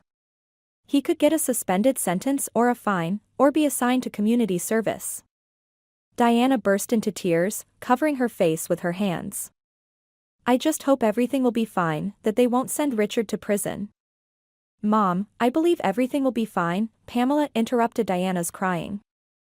I'm not trying to calm you down, but it seems to me that this lawyer is very competent, and he has dealt with such cases before. He also said that Richard did well, didn't say anything unnecessary during questioning, and has a sharp tongue. God willing, let it be so, the woman wiped her tears. Thank you, my dear daughter. I will be forever indebted to you. Today, I went to the sisters again, asking for money to help Richard, but they refused. They said not to come again, not to bother them. Mom, the most important thing is that I have a job, and I will manage the loan and help you. I just want everything to be okay, with you and Richard. I don't care about anything else anymore. Daughter, Diana looked closely at Pamela. You're not telling me everything. I can see that you have a great sadness weighing on your heart, but it's not related to me or Richard. Tell me, maybe I can help you too. Mom, you see right through me, it's scary, the girl smiled wearily. Yes, I need help very much. But how can you help me? I can't imagine. Tell me, and then maybe a thought will come to us. Pamela sat next to Diana and began to tell her about everything that was troubling her. She told her mother about Mark, about Miss Selena, about accidentally overhearing a terrifying conversation on the phone about someone intending to poison her. Diana cautiously interrupted Pamela and said, You know, daughter, there is only one way, but you will refuse it, I know. Pamela lowered her gaze. Would her own mother suggest fortune-telling? It's all so predictable, so cinematic, a gypsy mother fortune-telling to her daughter's destiny, nothing more than a joke. But then again, does she have any other option, or has she forgotten how she found her mother and brother with the help of someone? If she doesn't find answers to her questions in the next few days, she will simply go insane. Go ahead and fortune-tell, Mom, Pamela waved her hand and stopped resisting what was happening. I would never want to fortune-tell my own daughter, Diana took the cards in her hands. You shouldn't pry into the fate of your children. I have never fortune-told for you or Richard. Your life will be what you make of it. But if it turns out that we don't know why someone wants to poison you, a decent and beautiful girl, then we need to open this secret door ajar, and the cards will help us. Diana shuffled the cards and asked Pamela to shift the deck with her left hand while asking a question. She started laying out the cards on the table. The woman sighed and exclaimed, shook her head, and just couldn't start speaking. Mom, what is it? Tell me, don't be silent, Pamela couldn't hold back. Inheritance.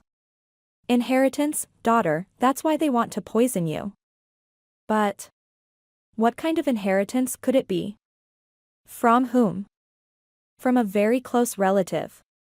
It is meant for you. This relative is living strangely. And then a deceased relative comes into play. I don't understand anything. Wait. Let's look at your father, Alex. Is he alive? No. Alex is dead, he is no longer among the living.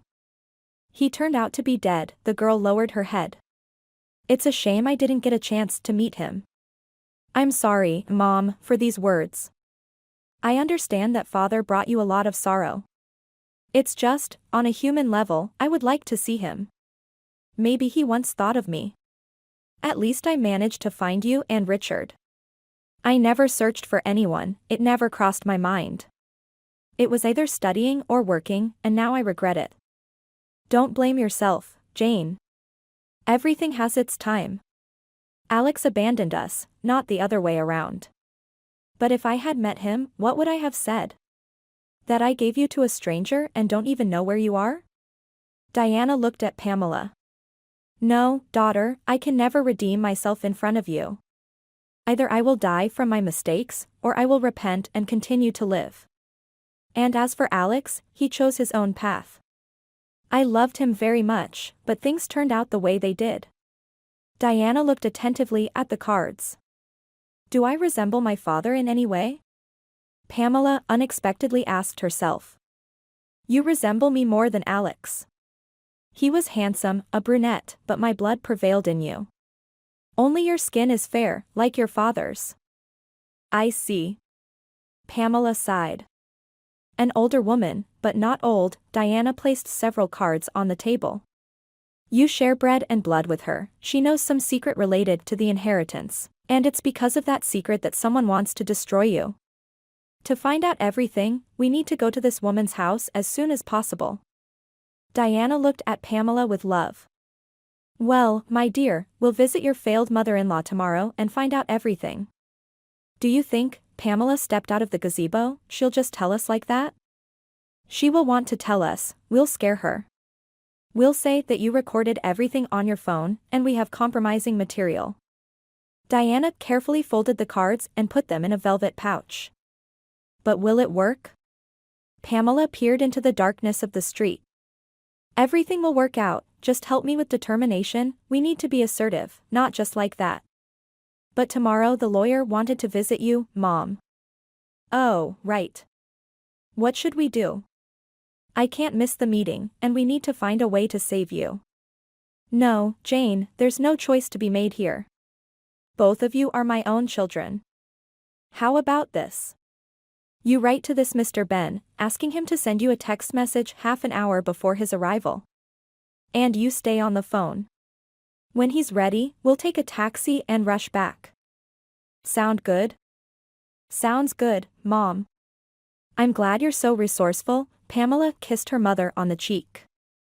Oh, and I wanted to ask you something, but I think it's probably not worth it anymore. I'm also waiting for you to ask about Mark. You looked at the cards about my life, but you didn't say a word about Mark. And what, my daughter, is there to say about him? I can see it already, he doesn't love you. At first, you had some feelings for him, but then it all faded away, like apple blossoms. He wants a girl who is wild and unrestrained. He thought that since you look so much like a gypsy, you would be just what he wanted. But you turned out to be a modest and decent girl. That's what it's all about. So, it's because of my decency, Pamela smirked. No, my dear, don't blame yourself. You're behaving correctly, with dignity. I just see that you don't love him either. Don't be offended, that's how it is. You could say you fell for the first person who treated you well and made big promises. But there's one thing I don't understand, with your beauty, why did you choose him? I'm sure you had suitors who were even better. Mom, you're spot on, I'm not surprised anymore. Yes, there were suitors, and good guys offered friendship, but I had such a fear, it's hard to explain. I had a friend in the orphanage, not for long though, but it doesn't matter. So, she was a very beautiful girl, graduated from school and went to a vocational school. Doesn't matter how she studied. And she kept telling me all the time, while I'm young and fresh, I should find myself a fiancé. After all, I have the right to be happy. She found herself a fiancé, a good-looking guy, seemed to be business-minded, had some kind of business. I think she even envied him being with me, afraid that I would snatch him away. That's why we stopped talking. And then 6 months passed. I'm standing at the bus stop, and suddenly I see her, Helen. She's walking strangely, limping. Her face is all distorted. I approached her and was shocked, there was no trace of her beauty left. I asked her, how are you?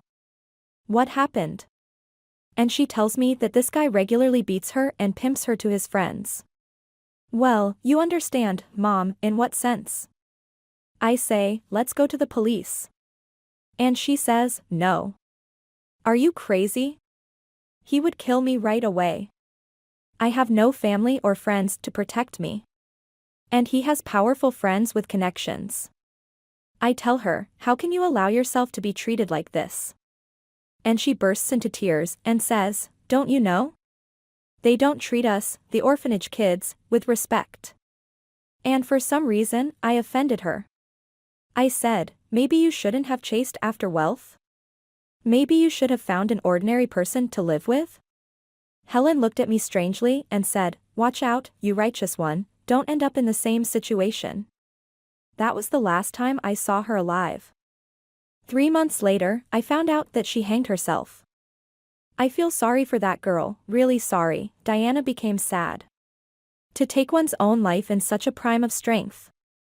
I feel sorry for her too, and I'm so ashamed that I couldn't help her back then. Don't blame yourself, dear. In pursuit of a glamorous life, many girls like her have disappeared. As for Mark, you shouldn't even think about it. He's not the right match for you. Well, okay. Tomorrow is another day, it will resolve everything. And now let's sleep. Come on, I've already made your bed. The next morning at 10 o'clock, Pamela and Diana were already outside Miss Selina's apartment. As they climbed the stairs, Pamela kept stumbling, finding each step difficult. She felt like a traitor, lying to her partner about a business trip, eavesdropping on his mother's conversation, unsure of where she was living at the moment, dealing with her suddenly appearing birth mother, and heading into a confrontation. Pamela didn't take into account that Miss Selina wanted to poison her and that Mark was trying to cheat on her. The overwhelming events of the past few days seemed to overshadow the significance of these horrifying moments. Despite not trembling in front of the investigator, the supervisor, and the lawyer, Pamela now felt like the same uncertain contender for a daughter-in-law position as before. Noticing this, Diana stopped her and said, "There's no turning back. It's now or never. If you don't protect yourself, no one will. You don't owe anything to these two people. You lived with them as a maid, and they even wanted to harm you." After ringing the doorbell, Pamela and her mother waited for someone to open the door.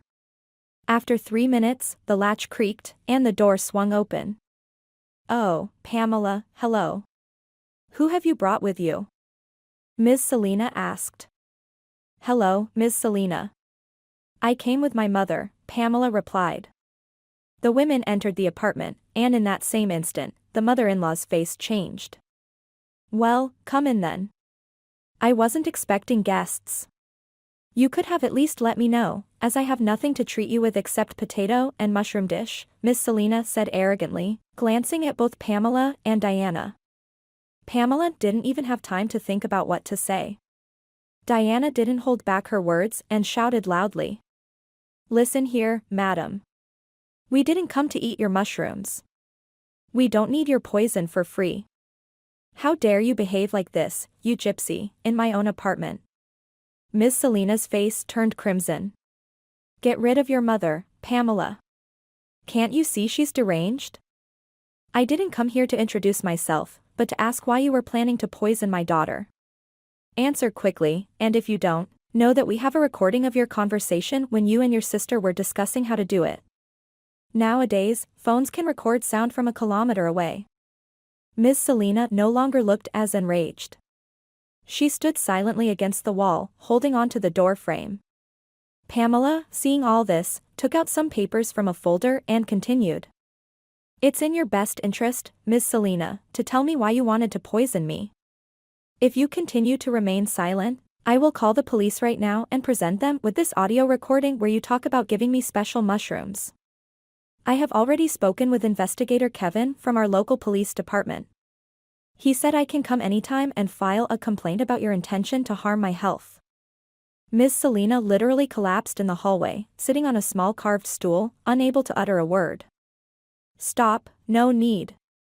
Don't do this, Pamela. Why are you doing this to me? Come in, come in. Sit on the sofa, and I will tell you everything." The mother and daughter silently walked into the living room and sat on the sofa. The abrupt changes in the hostess's mood evoked a mix of pity and disgust in them.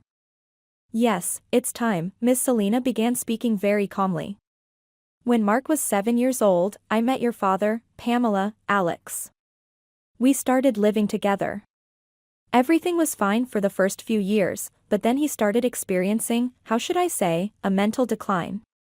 He would wander around, or sit, lost in thought in one position for hours. I couldn't understand what was happening, so I called him for a serious conversation. That's when he told me that in his youth he had a relationship with a Romani woman from our town. They moved to his grandmother's place, you could say they ran away, and then he started having problems with work and longing for home. Anyway, you know the rest." The woman glanced at Diana. "He didn't think about that incident for many years, as he himself said. He returned to his parents, worked a lot, studied through distance learning, and then he met me. When we started living together, we didn't think about having children. I didn't really want children at that time. Besides, I had a job as an assistant supervisor in the cafeteria.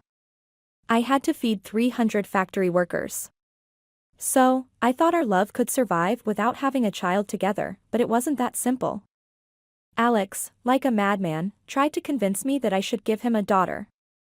I wasn't used to being coerced, so I resisted. Once, secretly from him, I even had an abortion. He accidentally found out about it and beat me for everything, the first time in our entire life. After the abortion or after the beating, I couldn't get pregnant anymore. Ms. Selena burst into tears. I went to all the doctors.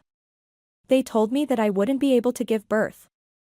I came home in an emotional state and told everything to Alex. I should have kept silent. He became completely unhinged. He could raise his hand against me, against Mark. It wasn't frequent, but it still happened. Our whole life went downhill. Then he decided to search for you, Pamela. We traveled together to many children's homes, but how could we have known that you were so close, right under our noses? We looked through so many children's profiles. I cried constantly. I said, well, let's just take any dark-haired girl and raise her as our own, but he wouldn't agree, not in any way. He tormented himself and tormented me. We even went to the maternity hospital in Ignatievsk, but there was no record of you. It was like you had disappeared off the face of the earth. By that time, Alex's grandmother, Ms. Barbara, had passed away.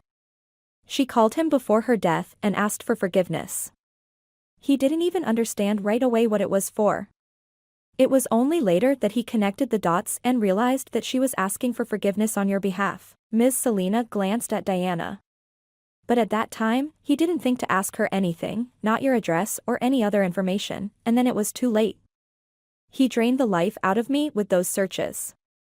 We went to the police, submitted inquiries, but the response was always the same, not found, no information.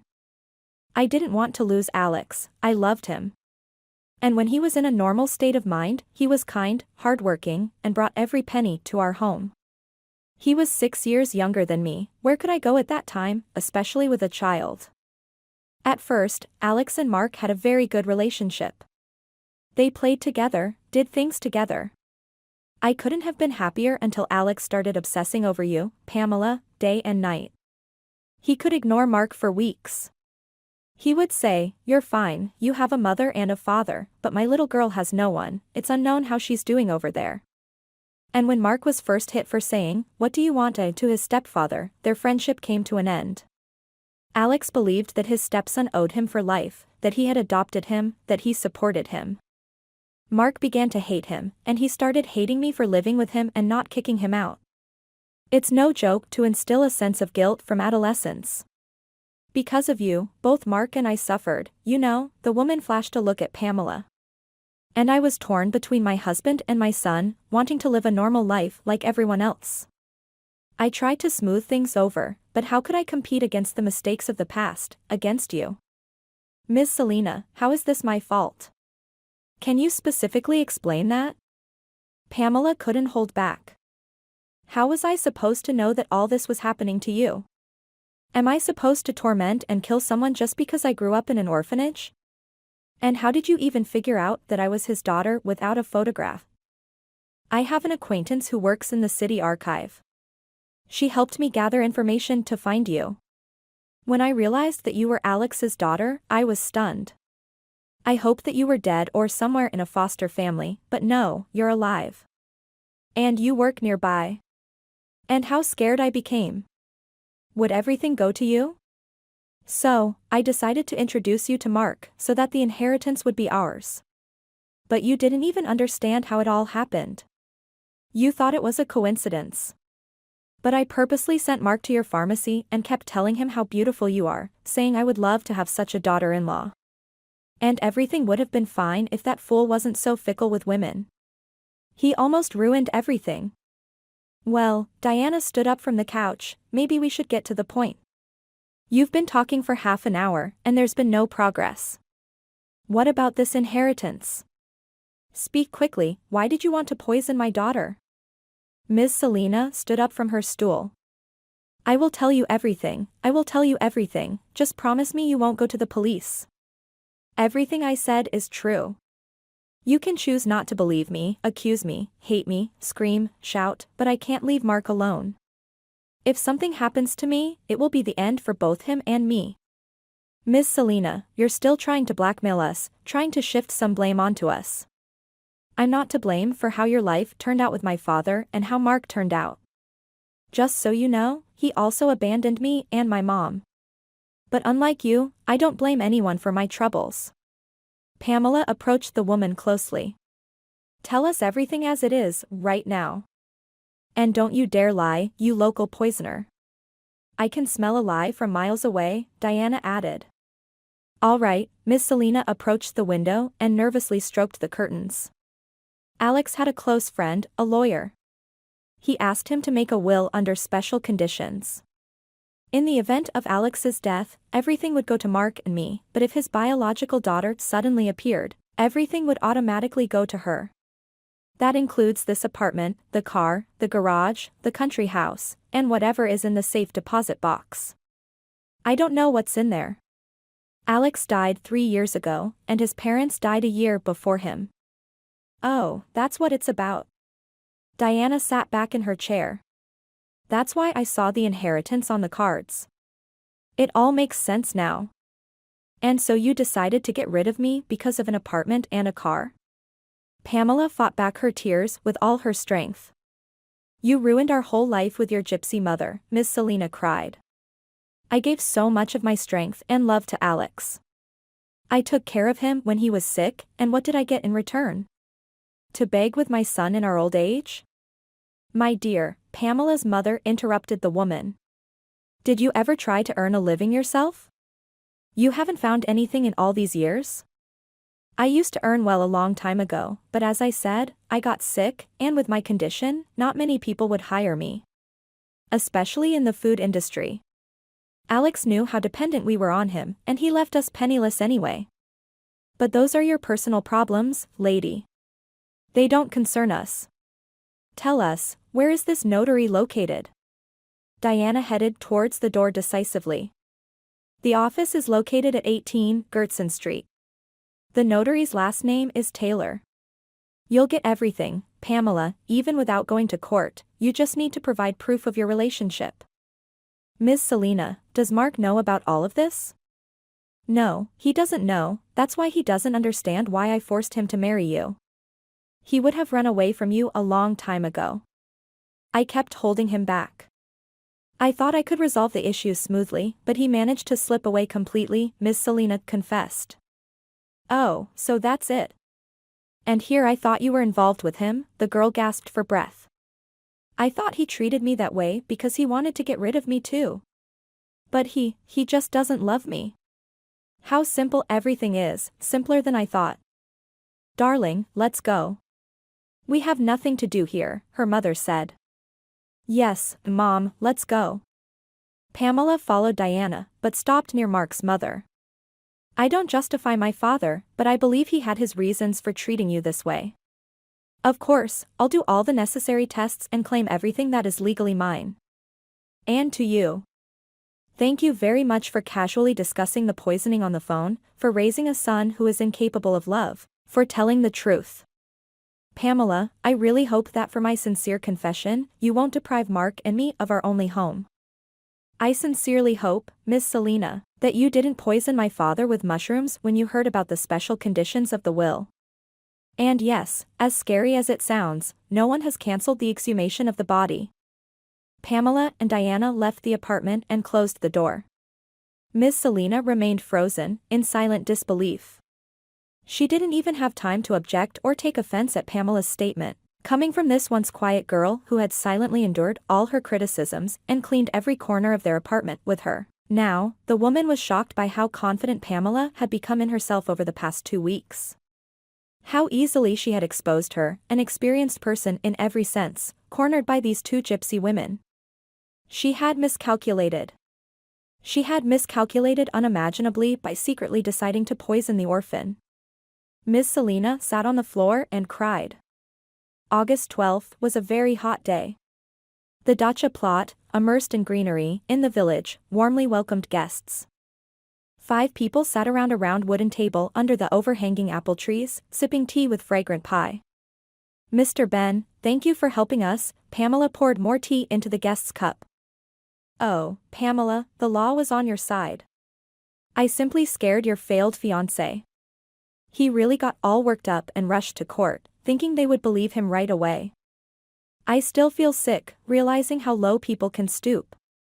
Accusing my mother and me of attacking Miss Selina, of deliberately getting involved with Mark to claim our inheritance. No, they probably wouldn't even make such a movie. No, sister, they wouldn't. Richard took a bite of his apple. If it weren't for Mr. Ben, that would have been it. I would be somewhere sunbathing on the beach right now. Watch your mouth, Diana intervened. What are you saying? Besides, you should be thinking about what to do next. You've been sunbathing at the dacha for 3 months. Mom, look how many vegetable beds Richard has planted. We'll eat vegetables all winter without going to the store, Pamela defended her brother. Oh, honey, I just feel awkward in front of our defender. You fought so hard for Richard in court. And I never thought anyone would stand up for my son. Who are we, homeless gypsies? Diana, I didn't do it for free, first of all, and secondly, your story struck me so deeply that I couldn't do otherwise. The lawyer looked at the girl. By the way, Pamela, have you met that woman, Susanna? Yes, I met her. She's very happy for me and tried to tell me something else, saying it's good, but I stopped her. I never want to know what awaits me in the future. Well, colleague Pamela Morand, the lawyer put her cell phone on the table and prepared for a conversation. Let's be honest, if you, Pamela, hadn't moved in with me and hadn't picked up that African doll, who knows how things would have turned out? Oh, yes, if I hadn't agreed to impersonate you back then, how would everything have been? The girl laughed and gently stroked Miranda's slightly rounded belly. But, girls, Diana began quietly, life is full of what-ifs. But some people are let down by greed and the thirst for wealth. They often accuse us, the Roma, of that, for example, but you can't lump everyone together. After what happened to you, Pamela, the woman lowered her gaze, I tried to live honestly. And my prayers were answered. But let's not talk about sad things. Pamela, maybe you can tell us something funny about your customers? You have so many stories. Richard suggested. Richard, I'm the least inclined to talk about work. Too many events have befallen a regular pharmacist at pharmacy, Pamela smiled.